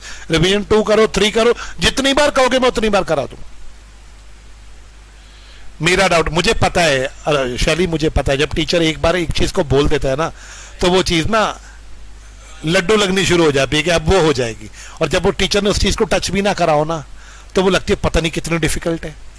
I could understand this feelings. Can we now proceed? 9 repeat, 4 बातें। म्यूचुअल सबसे पहले greatest common advantage, second point मेरा डाउट, और उसके बाद मैंने क्या बोला दोस्तों? क्या मेरे बच्चों को ये वाला पॉइंट समझ आ गया? अगला सवाल, duty to indemnify for loss cause by fraud, इसका क्या मतलब है? पार्टनर के फ्रॉड की वजह से फर्म को लॉस हुआ। 11 पार्टनर्स अपनी म्यूचुअल राइट्स एंड ड्यूटीज खुद तय करे, बदल भी सकते हैं। पार्टनर ऐसा एक दूसरे पर रिस्ट्रिक्शन लगा सकते हैं कि जब तक तुम हमारे यहां पार्टनर है तो कोई और बिजनेस है। फिट वेल वाया 5 बातें बोलता है बट कहता है पार्टनर से बदलना चाहे तो। पहली इस बात, मेरा डाउट, बच्चे बताओ पहला सवाल, पार्टनर फर्म के बिजनेस में पार्टिसिपेट करेगा। सेकंड, ड्यूटीज को डिलीजेंटली पूरा करेगा। डिफरेंस हो गया तो, लेकिन अगर फर्म का नेचर चेंज करना है तो पार्टनर का अधिकार है बुक्स देखना, घर पे कॉपी लेके जाना। 5वां पॉइंट, क्या मेरे बच्चों ये पॉइंट्स क्लियर? अब बात 13 की आती है। मेरा डाउट, 13 क्या बोलता है? पहली बात तो ये बताओ, पार्टनर्स को कोई रेम्यूनरेशन नहीं मिलेगा। सेकेंड सवाल, प्रॉफिट इक्वल मिलेगा, लॉस भी इक्वल शेयर करना पड़ेगा। थर्ड सवाल, इंटरेस्ट ऑन कैपिटल मिलेगा तो प्रॉफिट होंगे तो देंगे, नहीं होगा तो इंटरेस्ट ऑन लोन देंगे तो 6% पे देंगे। नेक्स्ट सवाल, अगर उसने कोई आउट ऑफ अपनी खर्चा जेब से कोई कर दिया, इमरजेंसी में कोई खर्चा कर दिया, और last but not the least wilful neglect कर दिया, कमन फास्ट। क्या मेरे बच्चों को यहां तक में कोई सवाल? मेरा डाउट बेटा, हम लोगों ने बात करनी है property of the firm section 14। बच्चे जल्दी से बोर्ड पे देख के बताओ फर्म की प्रॉपर्टी क्या क्या होगी। लॉ मेकर ने सेक्शन 14 में बताया फर्म की प्रॉपर्टी में 3 चीजें आएंगी।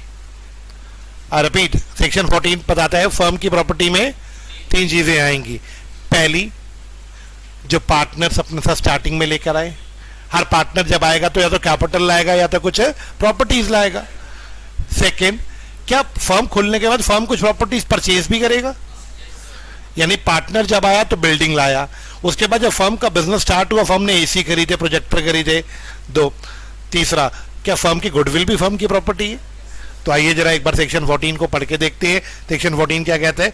Subject to the contract between partner the property of the firm includes, पहला नाम पे क्या आ रहा है जरा पढ़िए, all property and rights and interest in the property originally brought into the, ये जो मेन लाइन है ना वो ये ओरिजिनली ब्रॉट, जो स्टार्टिंग में पार्टनर्स लेकर आए। सेकंड नंबर पे पढ़ो, और जो प्रॉपर्टी बाद में एक्वायर की गई, परचेज की गई, यानी बाद में खुलने के बाद।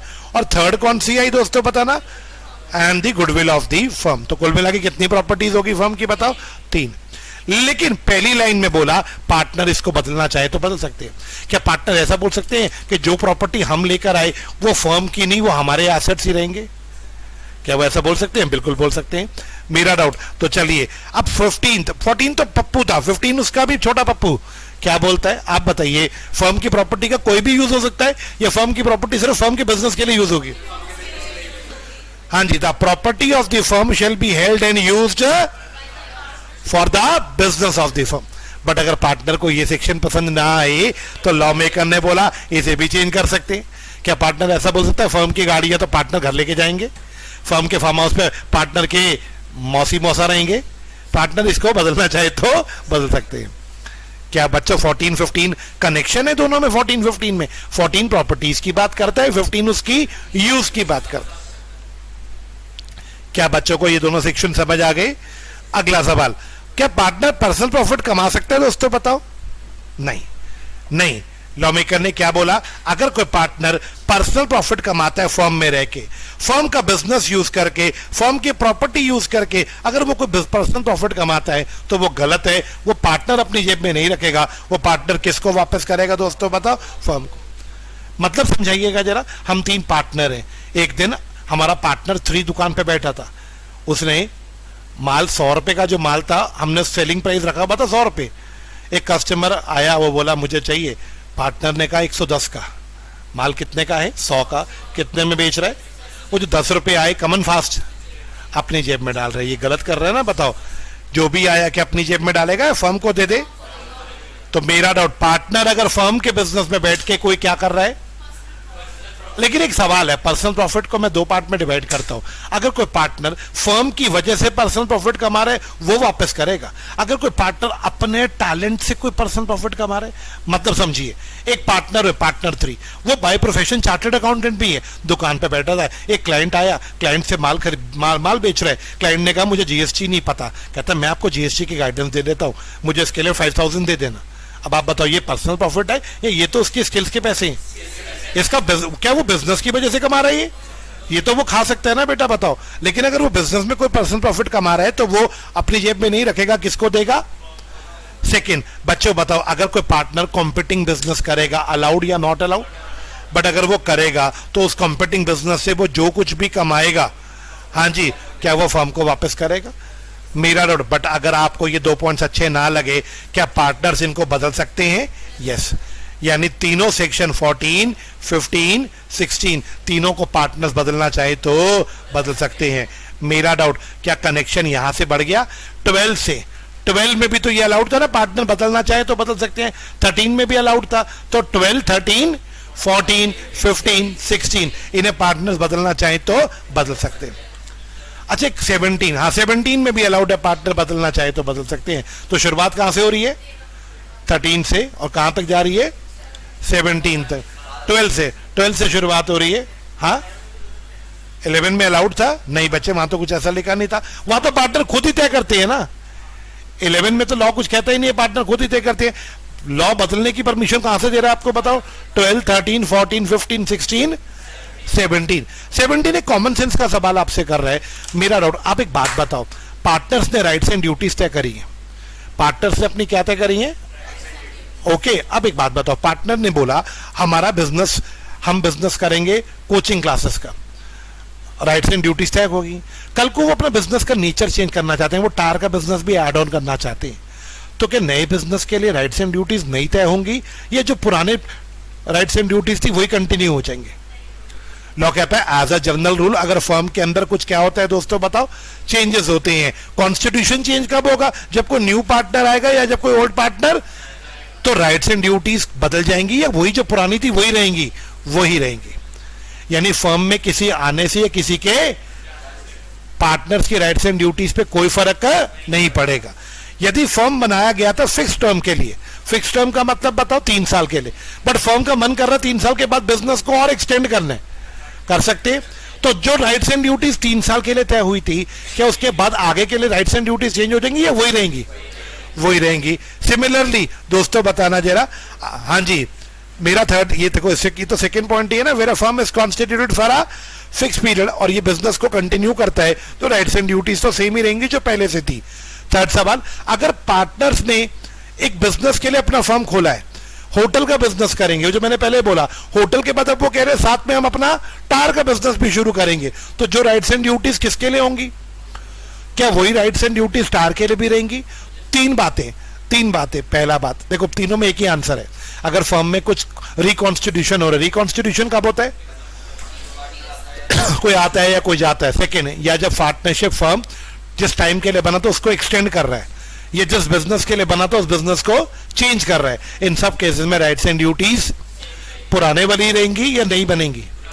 पुरानी रहेंगी। बट क्या पार्टनर चाहे तो चेंज करके न्यू राइट्स एंड ड्यूटीज तय कर सकते हैं? बिल्कुल कर सकते। बोलो बच्चे, क्या 17 समझ आया? 23 24 अभी नहीं पढ़ेंगे क्योंकि 17 के बाद 18 पढ़ेंगे पहले। क्या क्लियर है? वो तो जगह खाली थी तो मैंने यहां ड्रॉ कर दिया। पहले हम किस पे जाएंगे बच्चों, बताओ? 18 पे। सब बच्चे बताओ, क्या पार्टनर फर्म का एजेंट होता है? आवाज नहीं आई? पार्टनर फर्म का क्या होता है? यानी वो जो कुछ भी करेगा उसके लिए वो लायबल होगा या सारे पार्टनर लायबल होंगे? अब कोई मुझे याद कराएगा what is implied authority of a partner? एक होती है एक्सप्रेस अथॉरिटी और एक होती है इंप्लाइड अथॉरिटी। मेरा डाउट, मैंने अपने पार्टनर को बोला तो सेल्स देख ले, दूसरे पार्टनर को बोला तो परचेज देख ले। वो अथॉरिटीज जो हमने पार्टनर को दी हैं वो क्या होंगी? और वो अथॉरिटीज जो हम नहीं दे रहे, जो अज्यूम्ड है कि पार्टनर ये काम तो कर ही सकते हैं, उन्हें क्या बोलते हैं? अब मैंने एक पार्टनर को बोला तू तेरा बिजनेस, तू एक काम कर, तू सेल्स देखेगा। कहता ठीक है। अब एक बात बताओ, सेल्स को पुश करने के लिए पार्टनर 1-2% डिस्काउंट देना चाहता है। सब बच्चे बताओ, हमने उसको नहीं बोला डिस्काउंट देने को, बट सेल्स पुश करने के लिए अगर वो 1-आधा% डिस्काउंट दे रहा है तो क्या कमन फास्ट, क्या वो दे सकता है? ये उसकी इंप्लाइड अथॉरिटी है। अगर कोई सॉलिड बंदा आके माल खरीदने को कह रहा है और 10-15 दिन का उधार मांग रहा है, पार्टनर कह रहा है चल तू 10-15 दिन का क्या ले ले, क्रेडिट पीरियड ले ले। वो अथॉरिटीज जो पार्टनर अपनी मर्जी से दे रहा है उसको क्या बोलेंगे दोस्तों, बताओ? इंप्लाइड अथॉरिटी मतलब पार्टनर को दूसरे पार्टनर ने सौंपी है या उसके पास अपने आप से है? आप बताना जरा, मेरा डाउट। नंदू भैया को मैंने बोला नंदू भैया क्लासेस आपने मेंटेन करनी है, ये कौन सी अथॉरिटी? एक्सप्रेस। इंप्लाइड क्या होंगी? अभी लाइट चलेगी, मैंने कुछ नहीं बोला लाइट चलेगी, वो नीचे से इलेक्ट्रिशियन को पकड़ के ले आए और उन्होंने चालू करा दी लाइट। मैंने नहीं कहा था इलेक्ट्रिशियन को पकड़ के ला, उन्होंने चालू करा दी। सब बच्चे बताओ, क्या ये इंप्लाइड अथॉरिटी में होगा? आवाज नहीं आई? यस और नो? मेरा रोड, बारिश आ रही थी, बारिश अंदर की तरफ आ गई, नंदू भैया ने कमन फास्ट नीचे से गत्ता या कुछ अम्ब्रेला कवर लेकर आए, लगा दिया ताकि बारिश अंदर ना आए, पानी अंदर ना आए। क्या ये अलाउड है उनको? आवाज नहीं आई? पीछे का कमरा खाली पड़ा था, नंदू भैया कहते किराए पे चढ़ा देता हूं। ये उनकी इंप्लाइड अथॉरिटी में नहीं। बच्चों से फीस आ रही थी, कहते मैं अपने बैंक अकाउंट में डाल देता हूं। तो आपको आप हंस पड़े, क्या मैं बोल सकता हूं इंप्लाइड अथॉरिटी में छोटे मोटे रूटीन काम आएंगे, बड़े बड़े काम थोड़े ना आ जाएंगे। अच्छा एक बात बताओ, नंदू भैया ने जो भी इंप्लाइड अथॉरिटी में करा उसके लिए क्या मैं लायबल हूंगा? यानी पार्टनर जो अपनी इंप्लाइड अथॉरिटी में जो कुछ भी करेगा उसके लिए बाकी पार्टनर्स। लेकिन लॉ मेकर ने अब एक बात बोली कि ये जो 8 काम होती है ना, ये इंप्लाइड अथॉरिटी में नहीं आते। ये 8 काम रट लेना, ये इंप्लाइड अथॉरिटीज में नहीं आते। पढ़िए, the act of a partner, जो पार्टनर यूजुअली करता है फर्म के बिजनेस में, हाँ जी, उसके लिए फर्म लायबल है। ऐसी अथॉरिटीज को बोलते हैं इंप्लाइड अथॉरिटी। इंप्लाइड अथॉरिटी में ये 8 काम नहीं आते। क्या क्या बेटा नहीं आते, जरा पढ़ियो। पहला काम, फर्म में लड़ाई होगी, एक पार्टनर बोला फर्म में लड़ाई होगी, चलो मैं अकेला इस लड़ाई को आर्बिट्रेटर के पास ले जाता हूं। वाह भाई वाह, फर्म की लड़ाई तो अकेला आर्बिट्रेटर के पास कैसे लेके जा सकता है? आर्बिट्रेटर कौन होता है, जल्दी याद कराओ? एक मिडलमैन जो लड़ाई सॉल्व कराएगा। मिडलमैन के पास जाके लड़ाई सॉल्व करवाना, ये एक पार्टनर का डिसीजन होना चाहिए या सबका? अगर पार्टनर का कोई फर्म का बैंक अकाउंट खुलवाना है, अपने नाम पे खुलवाना चाह रहे हैं। थर्ड सवाल, फर्म का कोई क्लेम है, क्लेम मतलब फर्म ने किसी से पैसे लेने हैं, हमने पार्टनर को बोला यार एक पैसे लेने कोर्ट में जा, एक पार्टी पैसे नहीं दे रही, लेके उससे पैसे। वो पार्टी बोली मैं सारे नहीं दे पाऊंगी, कुछ कॉम्प्रोमाइज या रिलिंग्विश कर दो, थोड़े कम कर दो। उस पार्टी से हमने 1 लाख लेना था, पार्टनर उसको बोलता है ठीक है तो 60,000 दे दे। क्या पार्टनर किसी डेटर को इतना बड़ा डिस्काउंट दे सकता है या नहीं दे सकता? नेक्स्ट सवाल, फर्म में कोई केस चल रहा था, हमने पार्टनर को बोला केस लड़ो जाके, पार्टनर वहां गया, पार्टनर केस विड्रॉ करके आ सकता है। आवाज नहीं आई? नेक्स्ट सवाल, कोर्ट में केस चल रहा था, अब उल्टा था, हमें हमारे क्रेडिटर्स ने हमारे पे केस कर रखा था, हमें उन्हें पैसे देने थे। पार्टनर क्रेडिटर बोले 5 लाख, हमारा को 5 लाख नहीं देने थे, हमारा 2-2.5 लाख ही देना था, क्रेडिटर झूठ बोल रहा है 5 लाख। क्या पार्टनर वहां जाके एडमिट कर सकते हैं कि क्रेडिटर जी जो आप कह रहे हो सही है? नहीं, इतना बड़ा अमाउंट एडमिट नहीं कर सकता। क्या पार्टनर अपनी मर्जी से इमूवेबल प्रॉपर्टीज खरीद सकता है फर्म के लिए? नहीं खरीद सकता। क्या पार्टनर अपनी मर्जी से इमूवेबल प्रॉपर्टी बेच सकता है? नहीं बेच सकता। क्या पार्टनर अपनी मर्जी से पार्टनरशिप फर्म का पार्टनर किसी और partner enter into partnership on behalf of the firm, क्या पार्टनर अपनी मर्जी से हमारे फर्म का नाम है फर्म एक्स, क्या पार्टनर अपनी मर्जी से फर्म एक्स को किसी दूसरे फर्म का पार्टनर बना सकता है या नहीं बना सकता? नहीं बना सकता। यानी ये 8 चीजें नेगेटिव लिस्ट में है, पार्टनर ये काम। लेकिन मेरा सवाल, सब बच्चे बताओ, लॉ मेकर ने बोला ये 8 काम पार्टनर्स को मना है, ये उनकी इंप्लाइड अथॉरिटी में नहीं आते। बच्चे अब मेरा एक क्वेश्चन है आप लोगों से, 20 ये मैंने आपको 19 पढ़ाया, 19 से कनेक्ट करो 20 को। मेरा डाउट, सब बच्चे बताओ कितने काम उसको मना है? क्या हम इसमें से कोई काम उसको अलाउ कर सकते हैं? आवाज नहीं आई, मैं कुछ पूछ रहा हूं, क्या अलाउ कर सकते हैं? पढ़िएगा, हेडिंग है extension and restrictions of partners implied authority. A partner in a firm may by contract between partners extend or restrict the implied authority. Implied authority को और एक्सटेंड किया जा सकता है और क्या किया जा सकता है? रिस्ट्रिक्ट। बेटा एक्सटेंड का मतलब क्या? इंप्लाइड अथॉरिटी को बढ़ाना। एक्सटेंड मतलब उसकी अथॉरिटी को, और रिस्ट्रिक्ट मतलब उसकी अथॉरिटी को। सब बच्चे बताओ कितने पॉइंट्स हैं ये 8 पॉइंट्स उसकी इंप्लाइड अथॉरिटी को बढ़ा रहे हैं या रिस्ट्रिक्ट कर रहे हैं? ये रिस्ट्रिक्ट कर रहे हैं। अगर इसमें 9वां और 10वां पॉइंट पार्टनर्स ने और ऐड कर दिया तो वो एक्सटेंशन होगा या रिस्ट्रिक्शन होगा? मान लो यहां पे क्या लिखा था, इमूवेबल प्रॉपर्टी नहीं खरीद सकता बेच सकता, कमन फास्ट। हमने यहां लिख दिया मूवेबल प्रॉपर्टी भी एक्वायर नहीं कर सकता, मूवेबल प्रॉपर्टी भी सेल नहीं कर सकता। यानी हमने उसकी इंप्लाइड अथॉरिटी और बढ़ा दी या और उस पर रिस्ट्रिक्शन लगा दी? रिस्ट्रिक्शन लगा दी। क्या मेरी बच्चों बात समझ आए? ये रिस्ट्रिक्शन है। अच्छा अगर हमने ये तो काम उसको अलाउ कर दें, यार तो इमूवेबल प्रॉपर्टी बेच लिया कर, खरीद लिया कर, तो हम उसको क्या दे रहे हैं दोस्तों बताओ? एक्सटेंशन दे रहे हैं। क्या दे रहे हैं बच्चों? एक्सटेंशन। अब आप बताओ, अगर ये 8 काम उसको अलाउ कर दिए तो एक्सटेंशन है, अगर इस 8 की लिस्ट में 2-3 चीजें और बढ़ा दी, क्या पार्टनर चाहें तो इन 8 के अलावा और अथॉरिटीज को एक्सटेंड और रिस्ट्रिक्ट दोनों कर सकते हैं? यस, अलाउड है, कर सकते हैं। 8 हैं, 2 और डाल दी, 9-10, यानी इंप्लाइड अथॉरिटी का दायरा और बढ़ गया, रिस्ट्रिक्ट। अब आपको लगेगा सर 2 और बढ़ा रही तो एक्सटेंड नहीं हो गया। क्या एक्सटेंड हो गया? इंप्लाइड अथॉरिटी तो पावर होती है, उसकी पावर एक्सटेंड हो रही है 2 पॉइंट और लिखने से, या पावर और कम हो रही है? कम हो रही। बात समझ आया? पार्टनर्स और रिस्ट्रिक्शन एक्सटेंशन करना चाहे तो कर सकते हैं। ये बात सेक्शन कौन सा बोलता है? 20। बोलो बच्चों, क्या आपको 19 और 20 समझ आया? Very important for exam. हाँ जी ना, 8वां पॉइंट। बेटा एक पार्टनर बोला हमारा फर्म है एक्स फर्म है और एक फर्म है कौन सा? वाई। पार्टनर 3 पार्टनर है, P1 P2 P3। इन्हें वाई का बिजनेस बहुत पसंद है। इन्होंने सोचा क्यों ना हम एक्स फर्म को वाई फर्म का क्या बना दे? Partner. X firm Y firm का पार्टनर नहीं बन सकता क्योंकि फर्म की तो सेपरेट आइडेंटिटी। ये बहुत चालाक है, ये कह रहे हैं एक्स फर्म को वाई फर्म का पार्टनर बना देता हूं। हाँ, उसमें क्या होगा? एक्स फर्म के नाम पे तो पार्टनरशिप बनेगी नहीं, हम तीनों जाके क्या बन जाएंगे? कमन फास्ट पार्टनर वाई फर्म के हम तीनों बन जाएंगे, लेकिन पैसा किसका लगा देंगे? अपने फर्म का। क्या एक पार्टनर पूरे फर्म का पैसा किसी दूसरे फर्म में लगा सकता है या नहीं लगा सकता? ऐसे नहीं लगा सकता। क्या बच्चों बात क्लियर? बीच में 22 आया। 22 कहता है अच्छा फर्म का बिजनेस करेंगे कैसे? मेरा डाउट, फर्म तभी लायबल होगा जब कोई भी काम, कोई भी इंस्ट्रूमेंट का मतलब होता है कागज, कोई भी काम, कोई भी कागज फर्म के नाम पे बनेगा तो फर्म लायबल होगा। क्या मेरी बात समझ आया? कोई भी बिल पे फर्म कब लायबल होगा? जब वो बिल किसके नाम पे होगा? कोई भी कागज पे फर्म तब लायबल होगा जब फर्म के नाम पे बना होगा। बट हाँ, ऐसा भी हो सकता है कि कोई अदर मैनर भी बता रखी हो। एग्जाम्पल, क्या ऐसा हो सकता है फर्म बोल सकता है कि मेरे नाम पे बिल मत बनवाना, कमन फास्ट पार्टनर 1 के नाम पे बिल बनवा देना तो भी मैं पैसे दे दूंगा? ऐसा बोल सकते हैं। अदर मैनर का मतलब हो सकता है फर्म पे बहुत ज्यादा जीएसटी बन रहा है, टैक्सेस बन रहे हैं, तो टैक्स सेविंग के चक्कर में फर्म ने क्या बोल दिया? जो भी बिल बनेंगे वो पार्टनर 1 या पार्टनर 2 के नाम पे बनेंगे, बट उसकी लायबिलिटी मैं बियर कर लूंगा। क्या बात क्लियर? यहां पे हमारा सेक्शन कौन सा खत्म हो गया बच्चों बताओ? 22। सब बच्चे बताओ 23, 24 पप्पू हैं, कमन फास्ट। अगर कोई पार्टनर ने कोई बात एडमिट कर दी है तो माना जाएगा वो बात फर्म ने एडमिट कर दी। क्या बोला मैंने? दोबारा बोलो।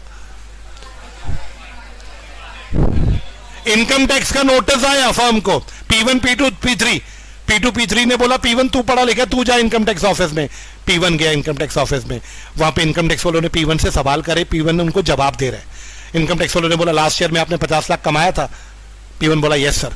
आपने उस पर टैक्स कम दिया था? कहता है यस सर। अब जो P1 बोल रहा है, एडमिट कर रहा है, माना क्या जाएगा? P1 पर्सनली एडमिट कर रहा है या पूरा फर्म एडमिट कर रहा है? पूरा फर्म एडमिट कर। क्या बात क्लियर? तो एडमिशन का पॉइंट सेक्शन कौन सा सिखा के चला गया? 23। 24 क्या बोलता है? अगर किसी पार्टनर को नोटिस दिया तो माना जाएगा वो नोटिस फर्म को दिया। क्या बोला मैंने? हमारे भी आओ, हमारे फर्म में एक रूल था, P1 P2 P3 में जितने भी लीगल नोटिस होते थे वो P3 रिसीव करता था, ये फर्म का रूल था। कोई कोर्ट कचहरी का नोटिस आता था, किसी ऑफिस से नोटिस आता था, कौन रिसीव करता था? P3। सब बच्चे बोर्ड पे देख के बताओ, P3 को नोटिस आया, माना क्या जाएगा? P3 ने नोटिस रिसीव किया, माना जाएगा फर्म ने। क्या फर्म के P1 P2 ये बोल सकते हैं कि P3 ने तो हमें बताया ही नहीं, हमें कोई नोटिस नहीं मिला? नहीं। नोटिस अगर P3 ने रिसीव किया तो माना जाएगा। बट एक केस है, मान लो P3 ने कोई फ्रॉड किया था, नोटिस उसी फ्रॉड का आया था, P3 ने जानबूझ के वो छुपा दिया। क्या मेरी बात समझ आया? P3 ने कोई फ्रॉड किया, उसी का कोर्ट का नोटिस आया, P3 ने फ्रॉड किया है, कोर्ट में हाजिर हुई है, P3 ने कहा साला मेरा फ्रॉड सामने आ जाएगा, P3 ने वो नोटिस छुपा दिया। लॉ कहता है अगर किसी पार्टनर ने फ्रॉड किया, उस बात का नोटिस आया, पार्टनर ने छुपा दिया, तो ये नहीं माना जाएगा कि बाकी पार्टनर्स को नोटिस मिला, बाकी दो पार्टनर उस केस में शरीफ माने जाएंगे। क्या बोला मैंने? एक बार फिर से रिपीट करता हूं, किसी पार्टनर को नोटिस आया तो माना क्या जाएगा? बट अगर फ्रॉड पार्टनर को नोटिस आया और उसने छुपा दिया तो ये नहीं माना जाएगा फर्म को आया। पढ़िएगा जरा एक बार, नोटिस टू पार्टनर माना जाएगा वो किसको आया? फर्म को। लेकिन एक्सेप्शन क्या है दोस्तों बताओ? अगर कोई फ्रॉड किया किसी पार्टनर ने, उस केस में ऐसा माना नहीं जाए। क्या मेरे बच्चों को 23 24 आ गया समझ या गया? थक गए मेरे बच्चे? थक गए? मुझे तो लग रहा है थक गए। हाँ जी बच्चों, पिद्दू पिद्दू से देखियो 23 25 26 27 21 भूल गया क्या मैं? हाँ 21 भूल गया क्या मैं? 22 तो ये रहा, कोई बात नहीं बेटा, मैं डाल दूंगा नोट्स में, ठीक है? मेरा सवाल, अच्छा अब मुझे बताओ मैं कौन सा सेक्शन उठा रहा था? 25 26 एंड 20। मेरा डाउट, क्या यही बात कह रहा हूं? अब 28 भी मिस हो गया क्या? क्या मॉड्यूल में नहीं थे क्या? देखियो 27 के बाद मॉड्यूल में 29 है क्या सीधा? अच्छा होल्डिंग आउट अलग से कर तो लिया अपन ने, ठीक है। और 21 मॉड्यूल में क्या है?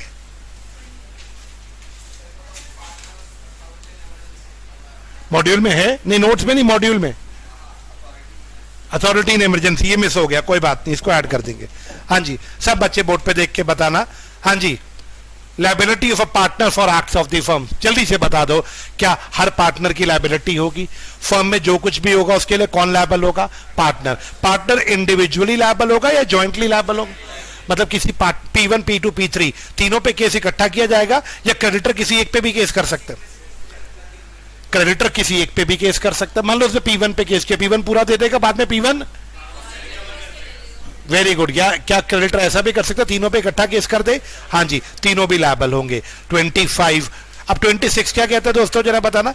अगर पार्टनर की रॉन्गफुल एक्ट की वजह से, मेरा doubt, where by the wrongful act और ओमिशन ऑफ अगर पार्टनर की रॉन्गफुल एक्ट की वजह से, हाँ जी दोस्तों, लॉस या इंजरी हुई है किसी, किसको दोस्तों बताओ?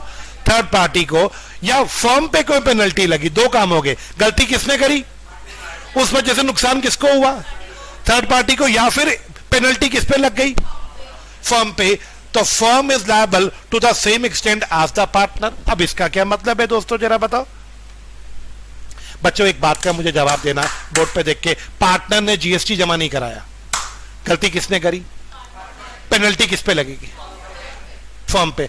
Very good. अब अगला क्वेश्चन, दूसरा क्वेश्चन, पार्टनर ने, मेरा डाउट, पार्टनर ने किसी कस्टमर के ऊपर गरम गरम चाय गिर दी, होटल का पार्टनर था, उसने गरम चाय गिर दी, होटल का पार्टनर था, लायबिलिटी किसकी होगी? होटल की। क्या मैं बोल सकता हूं, मेरा डाउट, गलती कौन कर रहा है? पार्टनर की जितनी लायबिलिटी थी, क्या वो लायबिलिटी फिलहाल किसको पे करनी पड़ेगी बताओ? फर्म को। यानी पार्टनर की गलती की वजह से फर्म पे कोई पेनल्टी लग जाए या किसी थर्ड पार्टी को कोई इंजरी हो जाए, तो उसके लिए फिलहाल तो कौन पे करेगा? क्या फर्म बाद में पार्टनर से रिकवर कर लेगा? वो तो हमने ऊपर पढ़ा, रिकवर कर लेगा। फिलहाल हम ये बात कर रहे हैं कि लायबल कौन होगा बताओ? हेडिंग पढ़ो, लायबिलिटी ऑफ फॉर। क्या मेरे बच्चों को 26 समझ आया? अब एक बात बताओ, 25 26 में डिफरेंस पकड़ते हैं। 25 पार्टनर की लायबिलिटी की बात कर रहे हैं, फर्म के अंदर जो भी कामकाज होगा उसके लिए कौन लायबल होगा? पार्टनर्स। फॉर्म 25 तो नॉर्मल सेक्शन है, 26 का क्या कह रहा है, अगर पार्टनर कुछ गलत काम करेगा तो उसके लिए फर्म लायबल होगा। 27 तो बहुत आसान है, सब बच्चे बोर्ड पे देख के बताओ। यदि पार्टनर अपनी अथॉरिटी में कुछ पैसा रिसीव करता है थर्ड पार्टी से, हमारा पार्टनर 1 कैशियर है, सारा पैसा कौन रिसीव करता है, लेकिन वो पैसा अपने घर ले जाता है, मिसअप्लाई कर देता है। फर्म का पैसा पार्टनर को रिसीव हुआ, उसने फर्म के गल्ले में, फर्म के काउंटर में डालने के बजाय घर ले गया। क्या मैं बोल सकता हूं क्या होगा इस केस में? कमन फास्ट। मेरा डाउट, क्या सप्लायर जिसने पैसे दिए थे वो तो फर्म को बोलेगा जी मैंने पैसे दिए, मुझे तो रसीद चाहिए? आवाज नहीं आई। सेकंड, अब फर्म के पास कुछ पैसा आया, मेरा डाउट किससे आया? थर्ड पार्टी से। फर्म का वो पैसा किसी पार्टनर ने वहां से निकाल लिया और मिसयूज कर लिया। क्या मैं बोल सकता हूं दोनों केसेस में पैसा दिया किसने है? थर्ड पार्टीज ने। दिया किसको है? लेकिन पार्टनर को पर्सनल दिया है या फर्म के लिए दिया है? पहले केस में पार्टनर को दिया, पार्टनर खा गया। दूसरे केस में फर्म को दिया, वहां से भी निकाल के कौन खा गया? क्या थर्ड पार्टी मान जाएगी, या थर्ड पार्टी को तो उस पैसे के बदले सामान या बिल जो भी होगा वो मांगेगी? हाँ जी, firm is liable to make good to the firm. किसको लायबल होगा दोस्तों बताओ? सपोज करो वो एडवांस पेमेंट थी, उसके बदले माल चाहिए था, क्या थर्ड पार्टी फर्म ये कह सकता है हमें तो पैसा रिसीव हुआ नहीं, थर्ड पार्टी हम तो माल नहीं देंगे? या थर्ड पार्टी को माल देना पड़ेगा? फर्म बाद में किससे रिकवर कर लेगा? तो मेरा डाउट, अब एक बार 25, 26, 27 को रैप अप करो। वैसे तो फर्म का रूल होता है, फर्म में जो भी लॉसेज होंगे उसे कौन बियर करेंगे? पार्टनर। इंडिविजुअली भी बियर करेंगे। और क्या मेरे बच्चों बात क्लियर? यदि किसी पार्टनर की किसी बेवकूफी की वजह से थर्ड पार्टी को इंजरी हो गई या फर्म पे कोई पेनल्टी लग गई तो फर्म की लायबिलिटी उतनी ही होगी जितनी पार्टनर की होती। पार्टनर पैसा खा गया फर्म का तो मेरा डाउट फर्म को ही लायबल होना पड़ेगा थर्ड पार्टी के सामने। फर्म थर्ड पार्टी को ये नहीं कह सकता कि मेरे पास तो पैसा ही नहीं आया। क्या बात क्लियर? क्या आपको पता है ये लास्ट स्लाइड है, पिद्दू सी लास्ट स्लाइड बस? हाँ बेटा ये देख लास्ट स्लाइड 29 और 30, बस 2 ही सेक्शन। क्या आपको पता है? अच्छा एक बात का जवाब देना बोर्ड पे देख के, जल्दी से याद कराओ, क्या पार्टनर अपना इंटरेस्ट बेच सकता है? कमन फास्ट। P1, P2, P3 में P1 अपना शेयर हाँ जी Z को सेल करता है या उनके पास गिरवी रखता है, याद है ये कंसेप्ट? मेरा 29 बात करता है इस बारे में। P1 अपना शेयर, अपना हिस्सा किसको बेच रहा है या गिरवी रख रहा है? लॉ मेकर ने क्या बोला? Z को कौन अपना शेयर बेच के या हिस्सा देके गया? क्या Z इनके फर्म का पार्टनर बन गया? नो, Z पार्टनर नहीं है। क्या Z बिजनेस में पार्टिसिपेट कर सकता है? काटा मार दिया इस पे भी। क्या बात क्लियर? मेरा डाउट, तो फिर Z की क्या इज्जत होगी दोस्तों बताना जरा? Transfer by a partner of his interest. Absolute मतलब बेच गया, मॉर्गेज मतलब गिरवी रख गया। हाँ जी, मेरा सवाल, इससे जो ट्रांसफर ही होगा, मेरे एग्जांपल का ट्रांसफर ही कौन था? Z। क्या मैं बोल सकता हूं जब तक फर्म चल रहा है ट्रांसफर ही फर्म में इंटरफेयर नहीं कर सकता, ना ही फर्म के अकाउंट्स और बुक्स देख सकता है, कुछ नहीं देख सकता। बस ट्रांसफरी को क्या मिलेगा दोस्तों बताओ? कितना मिलेगा? जितना उस पार्टनर का P1 का शेयर किसको मिल जाएगा दोस्तों बताओ? और क्या जितना प्रॉफिट मिलेगा, प्रॉफिट के लिए हिसाब किताब दिखा दिए जाएंगे, सारा P&L दिखा दिया जाएगा, या उतना ही पोर्शन दिखाया जाएगा जिससे प्रॉफिट की कैलकुलेशन देख सकता है वो? आई रिपीट, तो इसका मतलब अगर कोई पार्टनर अपना शेयर बेच के गया या गिरवी रख के गया तो क्या रूल है? जिसको बेच के गया वो फर्म का पार्टनर नहीं बन जाएगा, ना ही वो फर्म के बिजनेस में पार्टिसिपेट करेगा, ना ही वो हिसाब किताब देख सकता है। सर उसको प्रॉफिट मिलेंगे और प्रॉफिट के लिए जो कैलकुलेशंस है वो दिखाई जाएंगी। क्या बात क्लियर? लेकिन जब फर्म बंद होगा, मेरा डाउट, तो उस केस में ट्रांसफरी पार्टनर जो, अगर फर्म बंद हो गया तो वो जो ट्रांसफरी होगा, ट्रांसफरी कौन था दोस्तों बताओ? क्या Z को मिस्टर P1 का सारा शेयर ऑफ एसेट्स मिल जाएगा? फर्म के बंद होने पे P1 को जो मिलना था वो किसको मिलेगा बच्चों बताओ? Z को। क्या उस पर्पस के लिए आप उसको हिसाब किताब दिखा दिए जाएंगे? अगेन वही हिसाब किताब दिखाए जाएंगे जो नेसेसरी होंगे।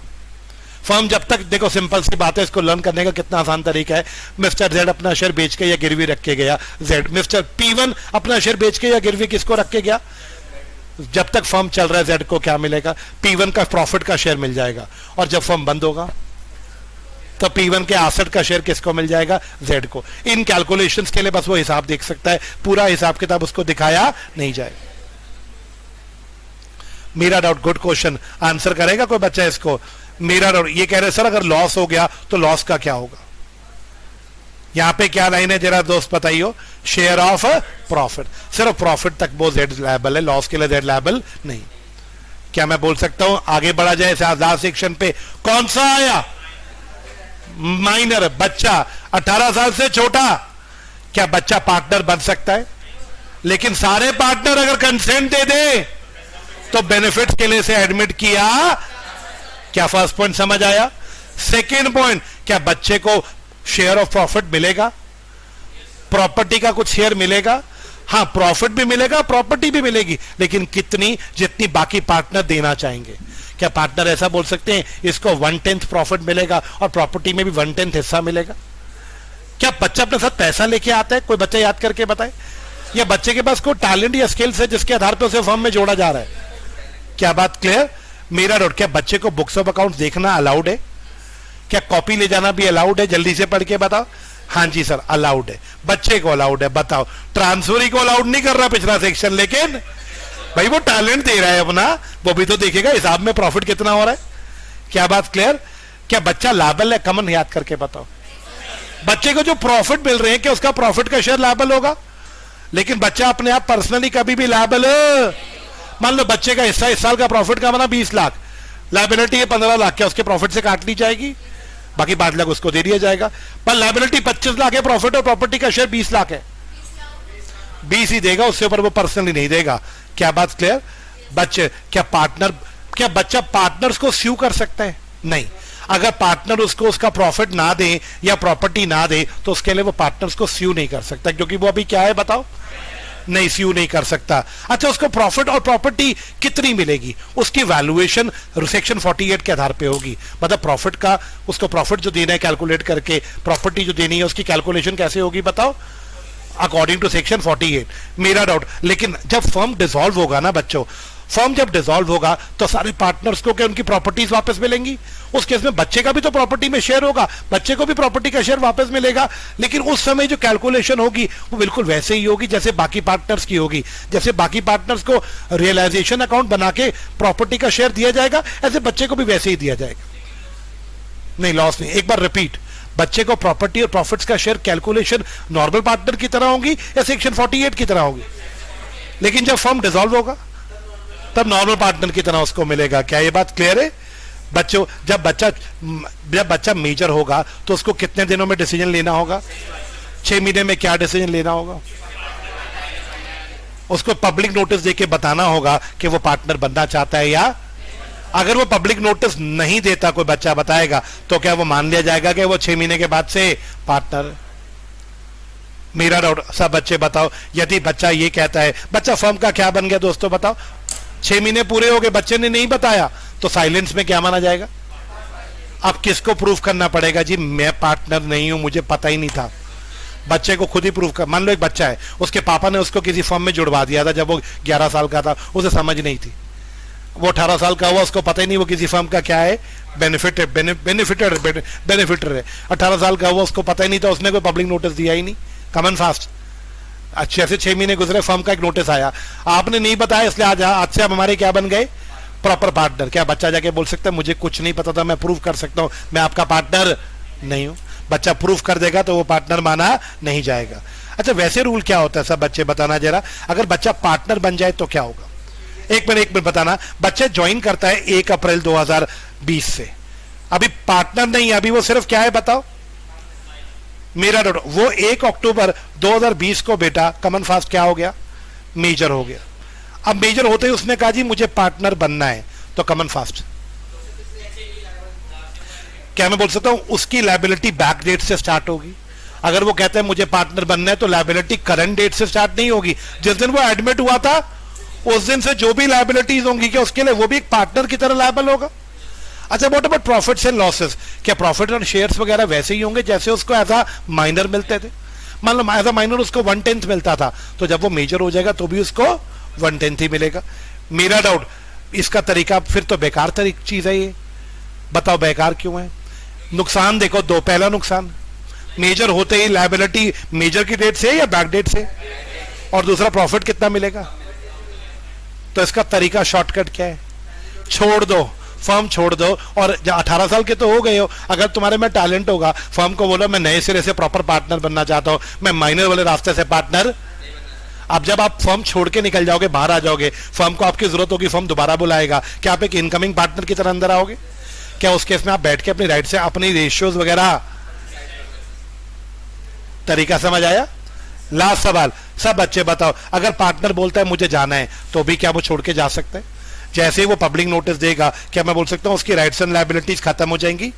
आवाज नहीं आई? उसको प्रॉफिट का शेयर कब तक मिलेगा? जब तक वो पब्लिक, मेरा डाउट, डेट ऑफ नोटिस तक का उसका जो भी हिसाब किताब होगा उसको दे दिया जाएगा।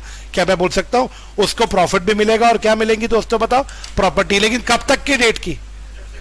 जब तक वो नोटिस नहीं देता। 6 महीने में, मान लो 6 महीने उसके खत्म हुए, 6 महीने लेटर से भी वो मेजर कब हुआ है? 1 अक्टूबर को। 1 अक्टूबर को वो मेजर हुआ, उसने 1 दिसंबर को 2 महीने बाद नोटिस देके बोला मुझे यहां नहीं रहना, तो कब नोटिस दिया उसने? और मेजर कब हुआ था? अक्टूबर में। क्या मैं बोल सकता हूं जिस दिन नोटिस दिया उस दिन तक की उसको राइट्स एंड ड्यूटीज मिलेंगी? जो प्रॉफिट्स एंड प्रॉपर्टीज है कब तक मिलेंगी? जिस दिन वो 1 दिसंबर तक की मिलेगी। क्या बात clear? This is very important for you. एक बार रिपीट करना। पहला सवाल, माइनर को एडमिट करना है, सबका कंसेंट चाहिए। सेकेंड पॉइंट, क्या उसको प्रॉपर्टी और प्रॉफिट का उतना ही शेयर मिलेगा जितना पार्टनर एग्री करेंगे? क्या वो बुक्स देख सकता है? क्या माइनर, मेरा डाउट, पर्सनली लायबल होगा या प्रॉपर्टी का शेयर लायबल होगा? क्या मैं बोल सकता हूं उसका हिसाब किताब सेक्शन 48 के हिसाब से होगा? लेकिन जब फर्म डिसॉल्व होगा,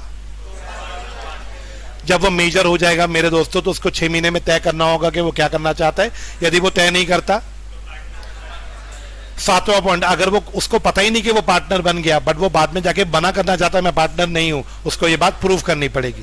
8वां पॉइंट, माइनर मेजर बनते ही जैसे ही वो पार्टनर बनेगा उसकी लायबिलिटी बैक डेट से स्टार्ट हो जाएगी, बट प्रॉपर्टी और प्रॉफिट का शेयर तो वही मिलेगा जो एज अ माइनर मिलता था। और अगर वो कहते हैं मुझे नहीं रहना, जिस दिन वो पब्लिक नोटिस देगा उस दिन तक उसकी लायबिलिटीज वगैरह होंगी, उसके बाद वो लायबल नहीं होगा। उसे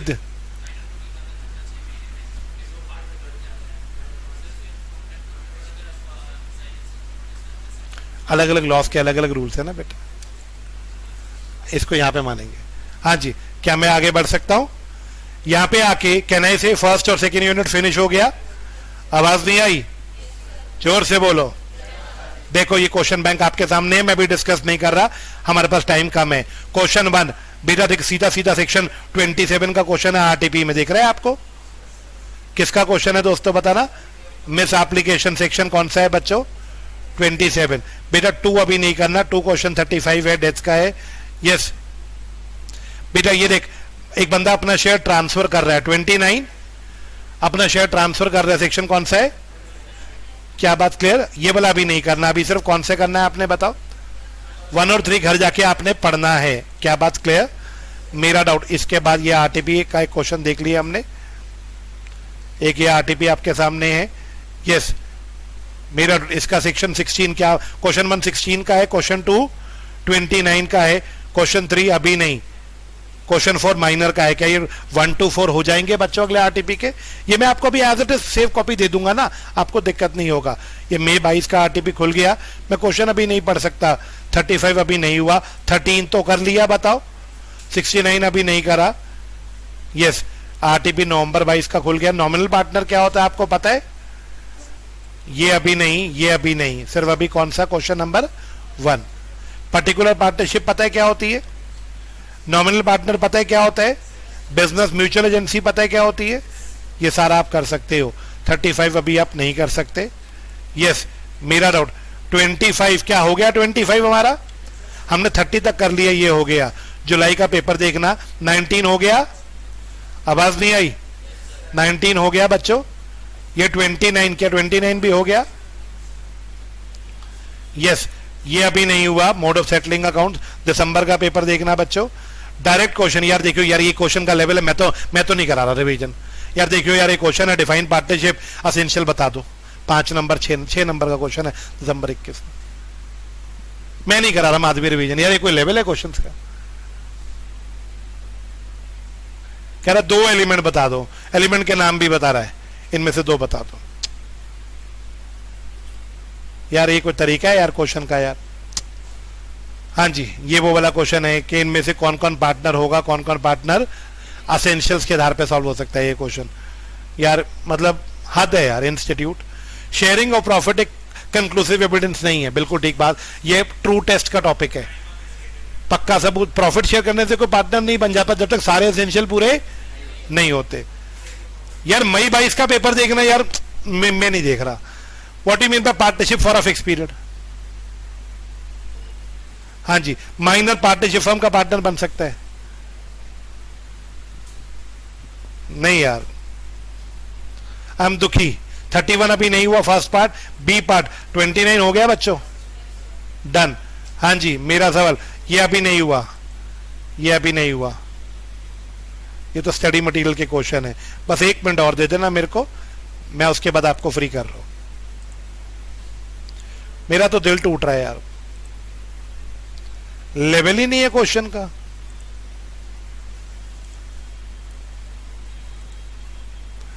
अभी तो तुमने कौन सा पेपर दिया था? अभी नवंबर 22 दिया था ना, दिसंबर 22। दिसंबर 22 देख लेते हैं, कुछ है पार्टनरशिप से दमदार क्वेश्चन। एक्सपल्शन है, ये आगे आएगा। ये रहा 3 एक्सपल्शन का क्वेश्चन है, ये आगे आएगा। ये कौन सा है? ये पार्टनरशिप का है, ये तो कॉन्ट्रैक्ट की केस स्टडी है। अनपेड सेलर इंडियन, ये रजिस्ट्रेशन का क्वेश्चन है, बी पार्ट आगे आएगा। पार्टनरशिप की रजिस्ट्रेशन करानी जरूरी है या नहीं है, ये बी पार्ट भी आगे का क्वेश्चन है। ये सोगा का है, ओपीसी है, सिंगापुर वाला है। बस पार्टनरशिप और को ओनर में डिफरेंस हो, देखा पार्टनरशिप और को ओनरशिप में डिफरेंस, चैप्टर 1 डिफरेंस है, डिफरेंस नहीं छोड़ के जाने। 3 क्वेश्चन आए हैं ना इसमें से, 2 क्वेश्चन आगे आएंगे, एक ऊपर भी था क्या?